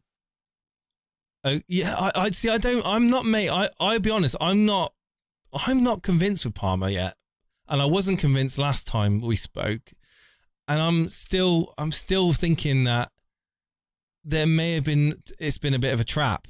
This Palmer thing, I've got a feeling it's a trap. I really do. I hope I'm wrong. I really do. But nah. I don't know. I really don't know. Something's telling me that that people are jumping on him and expecting much more than what they're going to get. And Diaby as well for me. Like, is Diaby someone that is doing enough in that Villa team to keep him in your team? So first question on Palmer. I mean, Palmer's fine. I mean, he had a niggle yesterday, and he played 40 minutes or 35 minutes today. But we also need to remember that people weren't actually planning to get him until game week 16, and we just had game week 14. So you have to hold him until Chelsea fixtures changed. I think he changed. He definitely start on the in the midweek. So, and it's United, and then he gets his good fixtures, which is what everyone wanted him for. But obviously he's cheap, but he also had them good fixtures coming up soon. So I think nothing to worry about with Palmer. I think it's just people knee-jerking because a 5.1 mil or 5.2 mil midfielder hasn't got some points for a couple of weeks. And about Diaby, I'll probably be taking Diaby out this week because I just think through this fixture run with two Aston Villa players, I just don't think you want to do that. Yeah, because they've got Man City up next, then they've got Arsenal, then they've got away at Brentford, then they've got, admittedly, a nice game before Christmas at home to Sheffield United, then they've got away at United. They've got some tough ones. They've got some real tough ones, and I think that maybe having Watkins is enough. So I completely agree. Have you got any immediate thoughts of who you want to be bringing in? Yeah. Like a Bremo or someone, maybe? Yeah, is that spot on there? Yeah, I think the transfer I'm most likely to do another -4. I think this is like the fourth week of the row of -4s, but Fiakin to Dubravka and Diaby to Mbeumo, and I have 0.1 in the bank once I've done nice. That. Nice moves, mate. Nice moves. I mean, it is a -4 though, isn't it? Yeah, but I've took -4. Can you do that over 2 weeks and not do the -4 maybe? Nah, because next week I need to take out Mitchell because next week next week I only have 2 good fixtures in my defence. Right. And so I'm Mitchell Crystal Palace's fixtures go bad, so I'm gonna take Mitchell out. And actually, I think I may go Evie Colwell because obviously I was watching the Chelsea Brighton game today, and he was playing left back, and he was so good. I mean, I think he scored a goal or assisted one anyway, and at one stage, you dribbled through the whole team. So I think it might be a Chelsea defender, or I'll just have to see. I think you should be getting rid of DRB for Hwang. I got Cunha though. Sorry? I got Cunha, Matthias Cunha. I don't think he covers Hwang. I think Hwang is I mean, this is based on one game, but I think that Hwang is the main man. He's like the son of Wolves, and I think that because when are you going to be playing Cunha? I mean, I'm playing Cunha. Well, he has Burnley midweek, so I'm playing Cunha for Burnley, and I'm pretty sure he has another good one next week as well. Who are you going to bench? For when this week? Yeah, it will be Palmer. Yeah, Palmer probably. Yeah. Again, that is the logical move, but Man United are a shambles, and Pochettino will have no fear going to that game, and I think that you've got a very, very good chance of winning. I mean, if you go to Man United at home now, go to Old Trafford, your game plan is to take the game to Man United. You just want to go all against them because they will buckle. They have shown that they can buckle in midfield. They've got no midfield, and if you give them the chance to play the ball around in midfield, then you're going towards a 0-0, or they may nick a goal. But if you go to Old Trafford now and you go, right, guys, we're going to take the game to United. We're going to go on the front foot. We're going to pin them back. You can pin United back now quite simply by dominating the midfield, and the defense they'll buckle. There's mistakes in the defense. There's mistakes in the goalkeeper. I think Pochettino knows that. He's going to go at them. He's going to go at United. You'd be stupid not to. And look, listen to this. To make it, just to back Jason up there, last 6 fixtures in the Premier League at home, they've conceded 2 to Nottingham Forest. They've conceded 3 to Brighton, 1 to Crystal Palace. They conceded 1 against Brentford when they should have conceded 2. They conceded 3 against Man City, and they beat Luton 1-0. You ain't losing 1-0. I think that you've got a very, very good chance away at Man United, where you've scored 12 goals away from home. I think you have every chance of going there and doing some serious damage if Pochettino wants to. And I honestly think that DRB out for... The only, obviously Palmer, Man United. I just think you just have to look at the... I'm never going to bench Sayer, Son or Saka. And then Brian and Burmo against Brighton, and I think Brighton are going to concede more goals than United, and so you just have to do it based off that. Yes, I mean, again, if that's what you feel, you are completely correct. It's just that I just have this feeling that over the next several fixtures for Brighton, for Wolves are better than Brentford. Plus, Brentford have got the blank as well. So by game week 18, you've got to... Well, you don't have to, but you potentially have got a problem with selling and Wemo if you'd want to. But Brentford's fixtures, Brighton, Sheffield United, Aston Villa. I mean, let's get real here. As much as I think Wemo a really, really good captaincy choice, it is Brighton at the end of the day. They are a good team, but...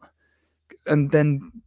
I think Hwang outscored. Well, I say outscored. I think Hwang and Mbeumo come out as equal in their games this week. You then got Sheffield United away versus Nottingham Forest at home. Again, I'd say that's quite equal. And then Aston Villa at home versus Wolves away again. At West Ham away, I'd say Mbeumo comes out on top on that. And then Hwang's got Chelsea at home. Brentford have got a blank, so. I just think, I already have a Wolves asset, and obviously you said, he's like the son of Wolves. I just think, I also don't like, although I have the money in the bank, I don't like having 2 midfielders in the 5 mil price point as well, because if I have to, when I have to go back up, I don't know if I'll still have that money. Well, those players are only going to go up in price. Yeah, of course. So you're going to make money more than anything. Yeah. I don't think you Because the need to players overthink that you're that. going to be wanting to bring in, like the likes of, say, Sterling, as a simple example. I mean, he's one to be looking at. I mean, someone asked earlier on about Sterling. Is he an advisable option? He's on the radar, I think. Yeah. I mean, I watched the Chelsea game today, and the thing is with Sterling, he looks so promising, but when he plays the ball, when he sweats the ball into the box, Jackson just isn't Jackson is never there. Story of the season, isn't it? Really? Yeah. It's the same old. Yeah, so Sterling is promising, but he's not getting any points because he doesn't have a striker. It's like Salah and It's like back when he was at City, he was doing the same things at City, but he had Gabriel Jesus, you had, Sergio Aguero being there to put it in the back of the net. Whereas now he's got, let's be honest, Jackson, whose strength doesn't seem to be clinical in the box. Yeah, he doesn't seem to be in the right place at the right time. He's not there. So it's the same situation as Salah and Darwin, in my opinion. Yeah. I mean, but you say that. I mean, I think Nunes does pick up the right places. I just think he's a bit more. I think out of Jackson and Nunes, I think Jackson is goes missing more. I think Nunes does get into the right positions. I just think that he's not clinical. Whereas Jackson, I think he can go missing in games and just be ineffective. Whereas I do think Nunes does pose more of a threat to defences. Purely because of the physicality of the guy. He's a big guy. Yeah. But yeah, I mean, you're right. Jackson is impacting Sterling as similarly to Nunes is impacting Salah. So yeah, I completely agree. But obviously different price points, completely different price points. Yeah, but yeah, it's one of those, isn't it? Have a think about it, see what you want to do. Yeah, I just really obviously Hwang is a good pick, but I don't really want to go a double up on Wolves. Yeah, I completely understand that. I don't think. Talking of understanding, I don't understand how Hwang has only got 13 points more than Cunha, even though Cunha's got 3 less goals than Hwang. It makes no sense. And Hwang's a midfielder as well. But anyway, Edgeworth. Yeah. Cheers, Edgeworth. Appreciate you coming on, and thank you for earlier on. Cheers, no problem. Hopefully I'll see you on Wednesday. See you Wednesday, mate. Yeah, see ya. Take care. Cheers, dude. Bring on Cal.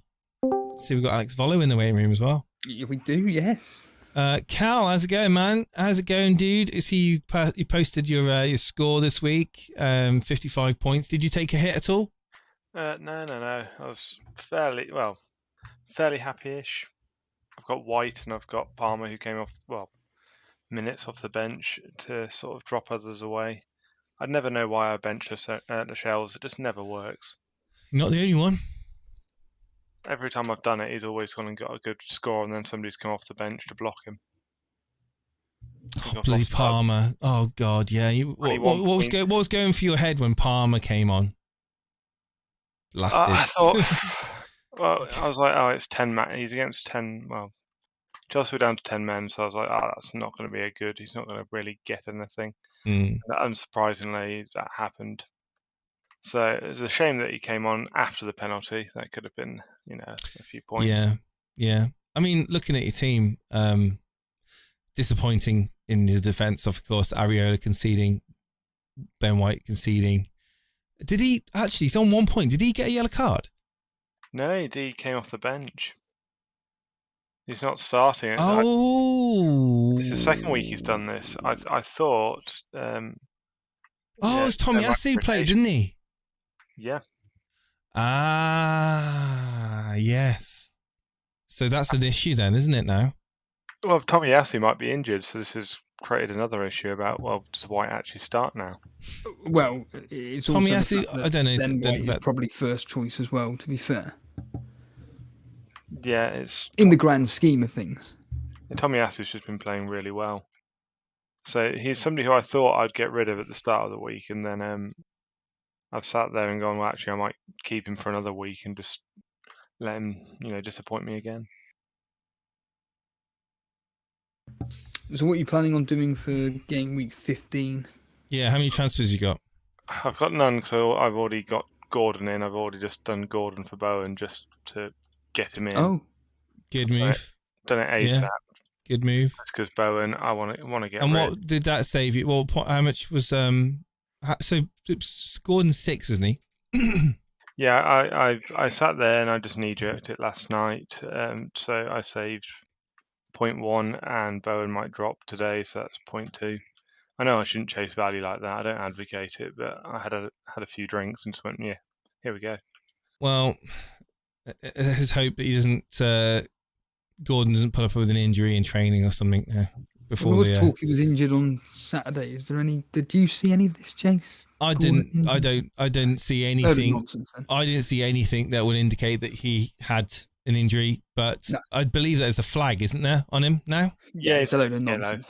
I think it's just one of those where maybe the manager said that he's had a bit of a knock, but I don't see it being something that's going to sit him out of a game personally. Especially not with the way he's playing at the moment. But it's a good move bringing Gordon in. Saved you a couple of 0.2 million, whatever you said. But the rest of your team, I mean, it's Lascelles. You got to be playing Lascelles. And I'm guessing you're going to be benching Lascelles ahead of who? Pinnock, I'm guessing. Yeah. I got Pinnock in last week. I was sat there going Pinnock on me. Oh, Pinnock's taller. He might get more likely to get ahead. If you're looking into how tall people are, then you're doomed. I know, but I was just sat there going, well, me's 34. He's getting on a bit. Will he start every game? Pinnock is the one. Yeah. I knew deep down that was the correct answer, but in my head I convinced myself otherwise. I talked myself out of it. Are you looking forward to the midweek games? Looking at who they're against, it should be okay.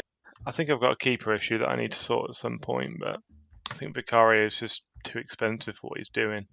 Are you going to be captaining next week? Got him on the bench. Wow. Let's have a look at your team. Who are you captaining next week? Salah? Well, I say next week, midweek. Who are you captaining in 2 days? Salah will be captain. I've got Vicario in goal for West Ham. But again, Vicario has not really returned much. So I think I'm just going to... Do you want to just quickly tell Jason what Salah was like today? Oh, he's got look at his stats. He's got an expected... I think he was something like 0.4. Was it yourself, Cal, that was on the stream earlier on?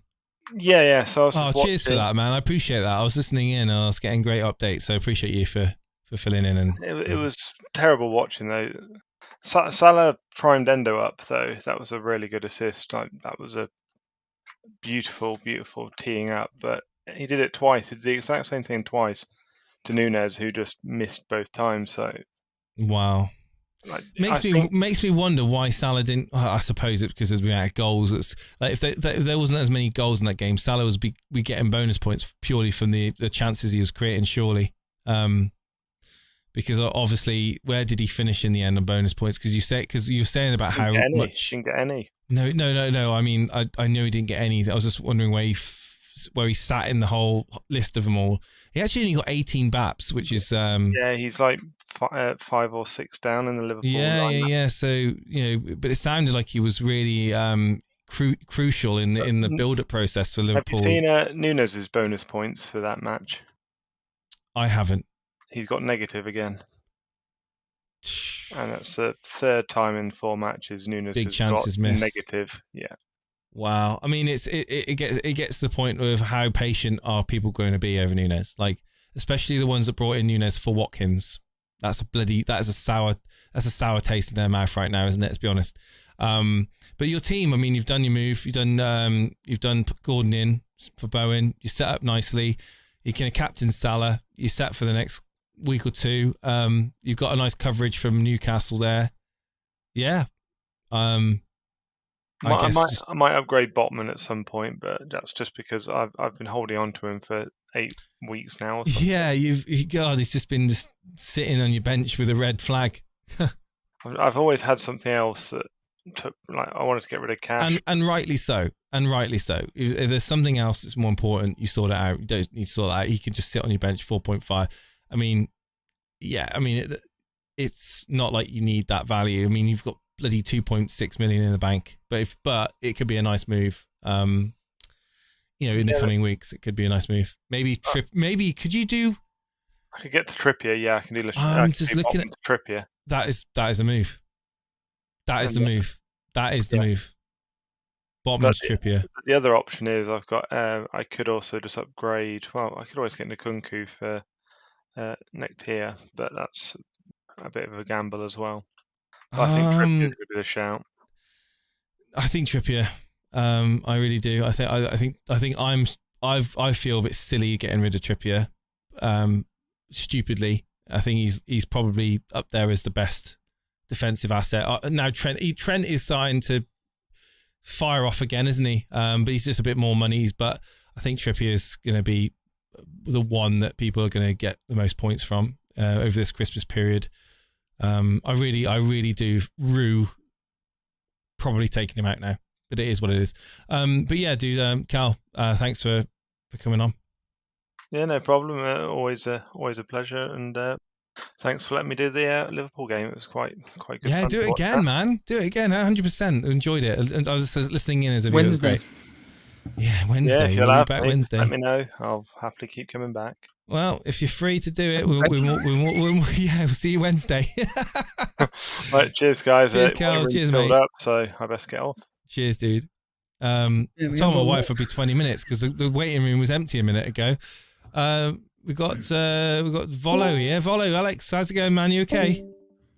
Oh, Alex, are you there, mate? Mr. 0.5%. Mr. I'm too good to share my team in the team screenshots channel. Good evening. Well, you don't need to. He's 8th in the YouTube chat league. Already gone up. Well, you're saying I need to actually do some work and bring his team up on through the YouTube chat league, Steve-O? Where's he gone? Alex Volo, how you doing, man? He's 10th. Sorry, can you hear me, guys? I can hear you. You can hear me. Oh, good. How are you guys? Not bad. Well, we've got a legend on. You're not quite number one yet, though, are you? Yeah. I'm trying to gain some ranks, but it's not going too well. I mean, almost everyone from my team returned this week, but still red arrow at the end of the day. Yeah, it's weird, isn't it? It's like you got returns from every, it's just what has stung you the most? Have you worked out what's hurt you the most this week? Oh, of course, it's just it's Newcastle. It's Newcastle. It's got to be Gordon. Yeah. Son, Gordon plus Trippier, of course. Yeah. Trippier. Yeah. He had made the most probably, but I planned to transfer in Livramento just to cover him up, but I already transferred out Mikolenko for Pedro Porro. I have a plan to transfer Newcastle defender in 2 game weeks when they play. I forgot. Sorry. In 2 game weeks, yeah. In 2 game weeks, they've got Spurs in game week 16. So they've got Everton away in midweek, then they've got Spurs, and then they move on to Fulham at home, Luton away, Forest at home. They've got nice fixtures from game week 17, which is the 16th of December. From game week 17, yeah. Trippier or Livramento, I don't know. Yeah, I think that lots of people are going to have minimum double Newcastle defense. Yeah. Maybe some people will go triple. For those games. I wouldn't say that's a bad idea. Fulham at home, Luton away, Nottingham Forest at home. I wouldn't say it's a bad move. But yeah, certainly decent score, sort of an average score. But unfortunately, when you're flying high in the top echelons, if you score average, then you will get a slight red arrow. You need to be doing, getting 70 odd points probably this week to be flying up. But again, your ranks, it's still very tight up there, isn't it? It's not a great void of points between 200,000 and 10,000. Let's be honest. So, well, because you want to. Do you want to explain to the audience, and even me, to be honest with you, why you're going with such low ownership players like the likes of Koleosho as a simple example? Well, the thing is, I completely, as I said before... I can't believe you got points from Koleosho. As I said before, I completely ignore labels like ownership, TSB, and all this stuff. It's just, it doesn't matter for me, to be honest. I just make my analysis and pick a player. That's it. So yeah, Koleosho is actually, he's not a short-term pick. I plan him to. I'm gonna play him against Wolverhampton, and maybe some next fixture. He will definitely become a folder, a bench player in my team at some point. But I'm more than happy. He's so isolated. He's so he's almost independent from his teammates. Very attacking and yeah, almost like Burnley's Martinelli. You know what I mean? Yeah, again, I would. Last season we were very reliant on Zarori, and obviously Maatsen and what's his face, Teller. They were the three main guys that we were relying on. Whereas this season, yeah, exactly. Koleosho is the only one this season that seems to be any bright spark in our team. And I think Vincent Kompany has put his arm around him and gone, "You do whatever you need to do." The problem is that he can't seem to hit the barn door whatsoever. But there is a player in there. I mean, at the end of the day, he's only 18 years old, for crying out loud, and this is a player trying to fit in with a bunch of new players. He's completely brand new to the team, and what he's doing for us is the highlight of our season. But you bringing him in, balls of steel, bringing him in, and of course, yeah, against Sheffield United, and obviously the process is working. You say you're going to be playing him against Wolves instead of Ferguson.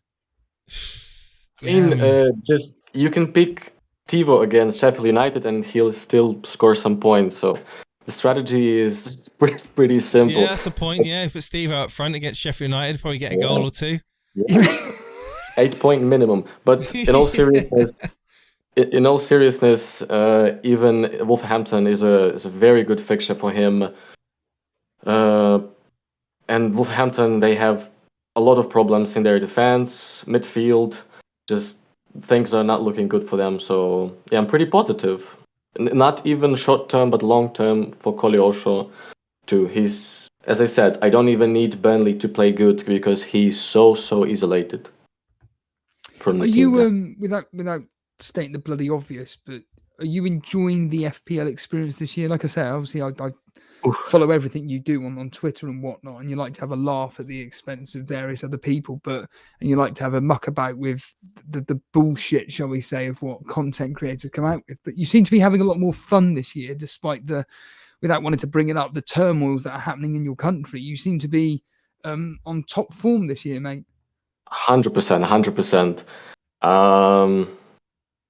Just like in life, I'm trying to enjoy the process, any process, to be honest. Like even the bad one.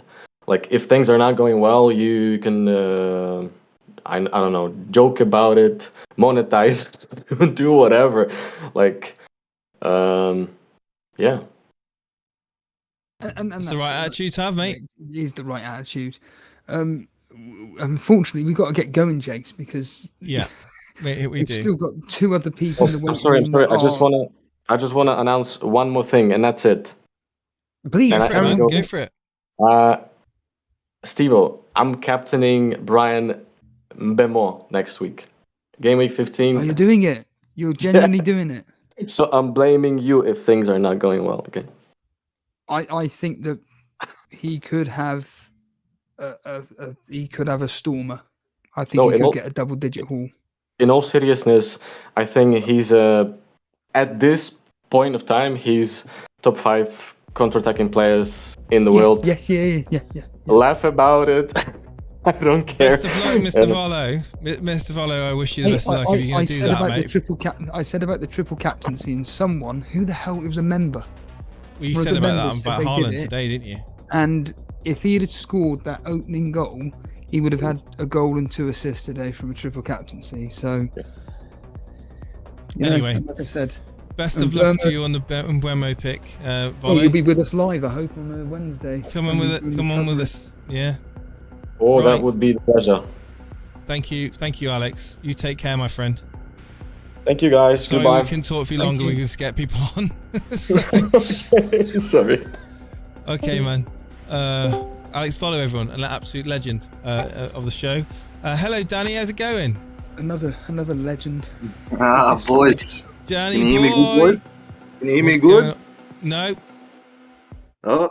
Yeah, I can hear you. Danny, what's going on? You all right? Yeah, brother. It's been a while, man. I thought I'd come back on. It's been like 2 years. I've established dominance. Why has it been 2 years? Have you been doing really crap for 2 years and you don't want to come? Yeah. Basically, when I'm winning, I'm coming on. When I'm doing shit, I'm getting the fuck out. Basically. So, all right, okay. Let's see how it is. Weak. That's a weak mind mentality. That is. It's true. 58 points this week. You kept hold of Watkins. Were you one of those people that was hanging on to the news about him, whether he would play or when he won't play? Were you quivering a little bit on the deadline?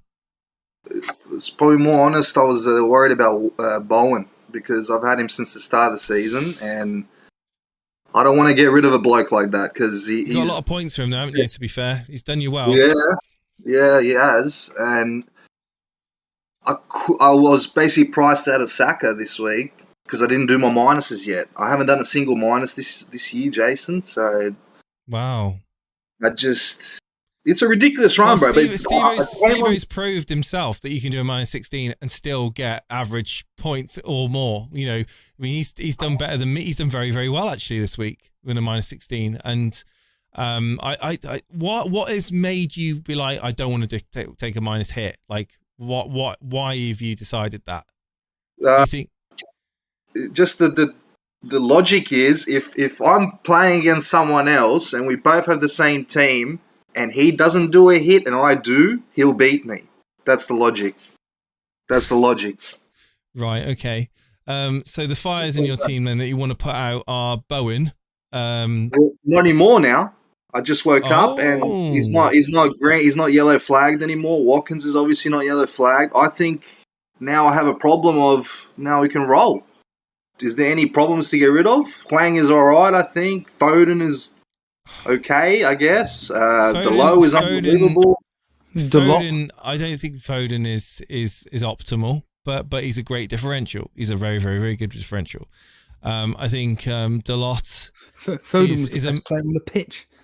I don't know about that. I don't think he's the best player on the pitch. He was today. I thought he was brilliant. I thought Alvarez was pretty good today. If he's showing his bloody Champions League form, Alvarez and Rodri and Alvarez, you keep watching them, mate. They were brilliant. Foden differential, great pick. I mean, what is Foden's ownership like? Genuinely, 10%. 10%. Yeah, it's like he's not one of those ones where it says 10%, but he's owned by 80%. It's literally whatever it says, that's what he is. He's just right. Not. I mean, since game week, you got 11 points in game week 6, but game week 7, 2, game week 8, 2, game week 9, 2. He's got points against United, 7, and 6 points against Bournemouth, but then 2 points against Chelsea, 2 points against. He's been very much off form, I believe. Foden. It looks to me like he scores for a couple of weeks and then he blanks for 3 weeks and then he scores for a couple of weeks and he blanks. That's how I'm seeing it. That's how I see the pattern. I don't know. I mean, for 7.5, I think people are and have been looking at better value players, but you've got Mbeumo, say for example. So, I mean, look at Gordon. I mean, I would argue I'd rather own Gordon than Foden. Well, Jason, there's another thing, brother. I am looking like 2-3 weeks ahead with this team, and I will be getting rid of Mbeumo and Foden before game week 18. So I will be one of those blokes, unfortunately. I want to bring in Son and Gordon for game week 18. Like, I haven't had them all season. I'm allowed to have him for a 1 week punt for game week 18. So I'm going to bring him in then, and then I'll fuck off Son or Gordon the week after. Whichever one has to be gotten rid of, because that's another thing I've been doing this season, Jason. I've been doing 1 week cutthroat in and out. Midfield rotation, 1 week punts every week, because there is too many good midfielders every week. You can't. I know it looks pretty having Son, Saka, Palmer, Gordon's. You know, I know what it looks like, but it's not the optimum on a week to week basis. Because this week it was all right. I'll admit I got my ass handed to me because Son scored, Trippier scored. Except Palmer, I guess. Palmer was the only one that screwed it up for everyone. But everyone else, all the guys that I've been fading purposely, unfortunately, they hauled this week. And I got my first green arrow in 8 weeks, maybe. That's why I had to come on the surgery. Where are you overly? What's your over rank now? You said you got green arrow, but you got 58 points. No. I went down. I got a red arrow for the first time. Okay. First time you got red arrow. Okay. So. Yes, so it's what 6K to 10K. You are currently 10K. Yes. I mean, your decision making. Well, to be fair, Danny, I mean, let's be honest. If you're 9,500, right, what you've decided to do this season has paid off. So you not taking hits. No. And you being cutthroat is obviously working for you. You owning Foden, and Bowen. I mean, who am I to tell you otherwise? Like, to be honest, you're doing very well. I know. I hate Dalot, though. I do think you need to get rid of Dalot. I mean, as much as I love to see United shirts in FPL teams, as a bit of it's become now something which you do know, but Jason, casuals only. Like, in the last 4 weeks that I've played Dalot, he's scored 35 points for me in the last 4 weeks. Just remember that. It looks bad, but in FPL terms, he's the best defender in the last 35, mate. Go look, count it. 6, 11, and 12. He got the Garnacho assist. Yeah, he got the assist for Garnacho, didn't he? I think people got a little bit too much. I'm not being funny, mate. I'm not being funny, but those games were Fulham, Luton. They were shite. They were shite. I mean, I wouldn't be owning Man United players this Christmas period. They got Chelsea at home. They're going to concede. They got Bournemouth at home. I wouldn't be surprised if they conceded in that game. Liverpool away, we're going to get battered. We could be battered 4-0 in that game. I genuinely think we could be battered 4-0. West Ham away, that's going to be a tough game. I think no clean sheet in that one. Aston Villa at home, the 26th on Boxing Day. We ain't keeping a clean sheet in that game. I personally don't have any hope for United over the Christmas period. I think we need to come out of the Christmas period, get into January, sort our team out, and hopefully the fixtures, when they do get better. Does that sorting out include Ten Hag? No, I do not believe that get rid of Ten Hag is the right move. I think that would set us backwards. Actually, I think that would set us backwards. The team, the individuals within the United are the board. The board is one side. Obviously, getting rid of Murta is going to be a big thing. And obviously the players, the egos and the overpaid players in the dressing room are causing issues. It's obvious. And just one thing, actually, Jace, you just reminded me. What's the excuse for Rashford? Did you watch that little clip of when Liverpool goes past him and then he just stops like a bitch? Basically, he just stops and says, "Carry on, go on, mate, go have a cross." Body language, right? There's things that you can hide as a human being, which you can hide your mouth by putting your hand over your lips. You can talk to players and stuff like that, but so no one can know what you're saying. You can be out of the media, you can be out of the limelight by staying away from any controversies. But what you can't do is hide your body language. And your body language as a football player, if you are literally like shoulders dropped, slumped, walking around the pitch, players are taking you on and going past you. You're not tracking back. Your head's down. You're frustrated. You're shouting. You're on the bench muttering words. By the way, there's another clip that he was on the bench and he was obviously not happy with something. He was saying something to one of the other substitutes on the bench. There is obviously something with Rashford at the moment that he's not. He scored when he last scored for United, the penalty. Oh God, was it in Europe? I think it was in Europe. When did he last? I can't even remember now. What was the penalty he scored? Last week's game when Bruno Fernandes felt sorry for him. Was it? I can't even remember who they played. Who the hell they played? Everton? It was right. It was Everton. It was Everton. That was it. Bruno gave him the penalty against Everton. When he scored that penalty, he didn't even celebrate. He was just like, walked. So he's one of those pissed off kids that are crying for candy. You give him a candy and then they throw it away. Are you serious? He needs dropping and just sitting out for 3 or 4 games. Like you can't, Jason. Why? Sancho's a wife beater. Anthony's a wife beater. Come on, mate. No. Come on, mate. No. You can't say stuff like that. No. What he needs to do is he needs to set an example, right? He needs to set an example in that team that if you're not going to put in the effort, you do not deserve to play any minutes. And what we've seen is that Rashford, he's tried to put his arm around Rashford and say, look, we will let you play. We'll let you play. Come on, we can get you. Because I think that Ten Hag thinks it's a confidence issue, and a confidence issue just needs to get some goals, and then you'll start kicking forward. But it's more than that. I think now he just needs time away, just not play, fight for a place back in the team because it's obviously not working. What's happening at the moment is obviously not working with Rashford. He just needs to play Palestri. All right, play Palestri. Just get Rashford on the bench or whatever. Just give him time off. Even just give him a leave of absence. Just give him whatever issues he's got going on in his life. And believe you me, he's got something going on in his life. It's quite obvious when you see someone that's not happy about something. Either he's not happy with something that's going on in the club, in the dressing room, or the manager, or he's got something going on in his life, in his private life. And I believe that he did have a bust up with his girlfriend. And I do think that he's had some issues there in his relationship. It's quite obvious when a player just isn't looking right. He needs to just get him off. And Rashford might be saying to Ten Hag, I want to play. I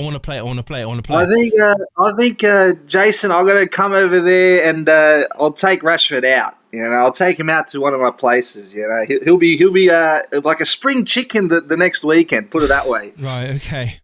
No worry, brother. Cheers, but listen, hey, real talk, but out of this is the first fixture that had the 3 games in 8 days. How many of your starting 11 do you look at and think these boys are going to play in the next 8 days? How many do you seriously look at? Not just my team, but even yours, just so I can, I guess, gauge how much people think that they have 11 players that are playing like that much. That's what I want to know, bro. Well, Haaland, yes. Watkins, yes. Saka, yes. Mbeumo, yes. Salah, yes. Son, yes. Saliba, yes. Areola, yes. Tsimikas, no. Yeah. Mitchell, probably. Anderson? Maybe not Mitchell. Tsimikas, no. Mitchell, no. Alvarez, no. So 3 players that I'm unsure of out of my 11, like my starting 11. But then I've got Palmer, Charlie Taylor on the bench. So yeah. And I know you were saying that the lot has a bad fixture run, but I reckon he plays every game. It's proof right now. Luke Shaw play minutes. Ten Hag likes the lot, but he does. He will. There will be a game. I will guarantee there's one game he'll drop him. And I think who's the ace in the hole though? Because I think that Varane should play. Yeah, but he's had a bust up. He's had a bust up like a month ago. I think it's ridiculous that Varane is not playing ahead of Maguire, and he's playing Luke Shaw as centre back. I think it's insulting. I genuinely think it's insulting. You know what's happening, but Varane's going to be out like Mr. Ronaldo was last season. I mean, it's deja vu all over again. I don't know. The thing is, I don't know. I have got no idea what's going on, because I wouldn't do the things that Ten Hag has done. I wouldn't do the way that I wouldn't act and treat the players that are obviously are being petulant the same way. I'll be much more ruthless about it. But the problem is, I want to quote. I actually took a screenshot of a YouTube comment, and I want you to tell me what you think about it. Hold up, I think it's one of the best YouTube let's be comments. Quick then, because it's 10:10, and I've got to get off shortly. So go. No, don't worry about it. I'll send it to you in DMs. Tell me what it is. It's basically it says, my name is Eric Ten Hag, attitude is Jose Mourinho, expectation is Sir Alex Ferguson, and then at the bottom it says reality, Ole Gunnar Solskjaer with a bit of a Neville spiced up with Ryan Giggs. It's a great comment.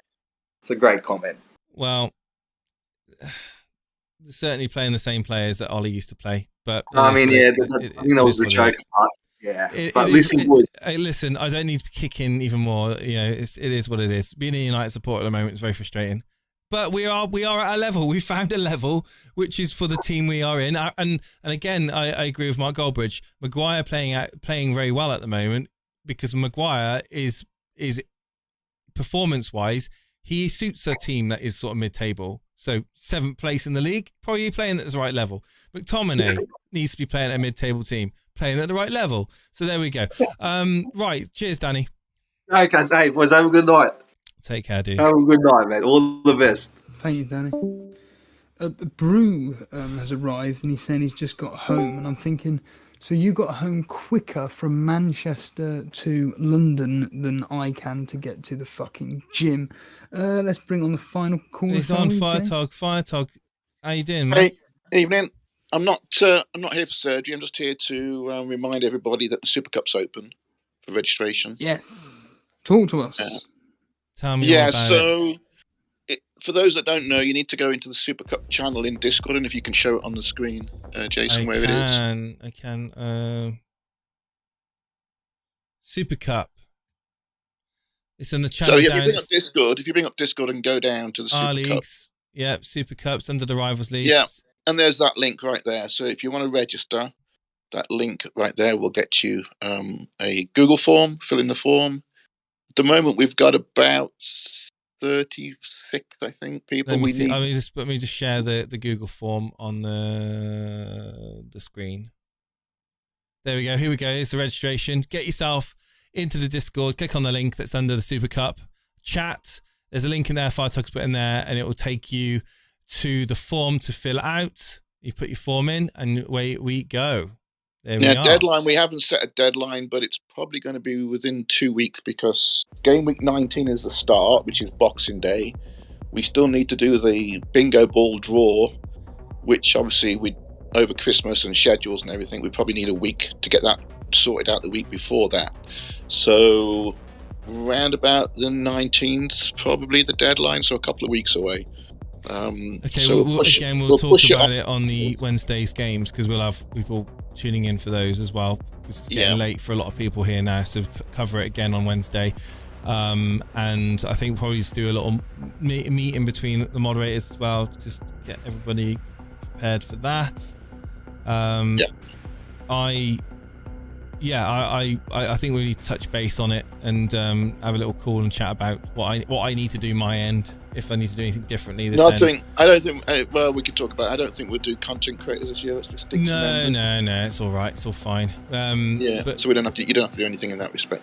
Cool. Sounds good. Yeah, great. Thank you for reminding us all, Firetalk. You did a great job with the Super Cup. And again, I think if we talk about it on Wednesday, we're a bit earlier in the day, as people will be yeah, exactly. More alert. Cheers, Firetalk. All right, thanks, guys. Have a good night. Cheers. Thank you. Good night, mate. And there we have it, ladies and gentlemen. We are getting to the point now where we just say to everyone, thank you for tuning up. Thank you for being here. Hit the like button. I noticed that we got 49 likes. We got 90 viewers and 56 likes. Hit that like button before you shoot off. Before you shoot off and do your thing, hit the like button. Thank you for being here. Join us again on Tuesday.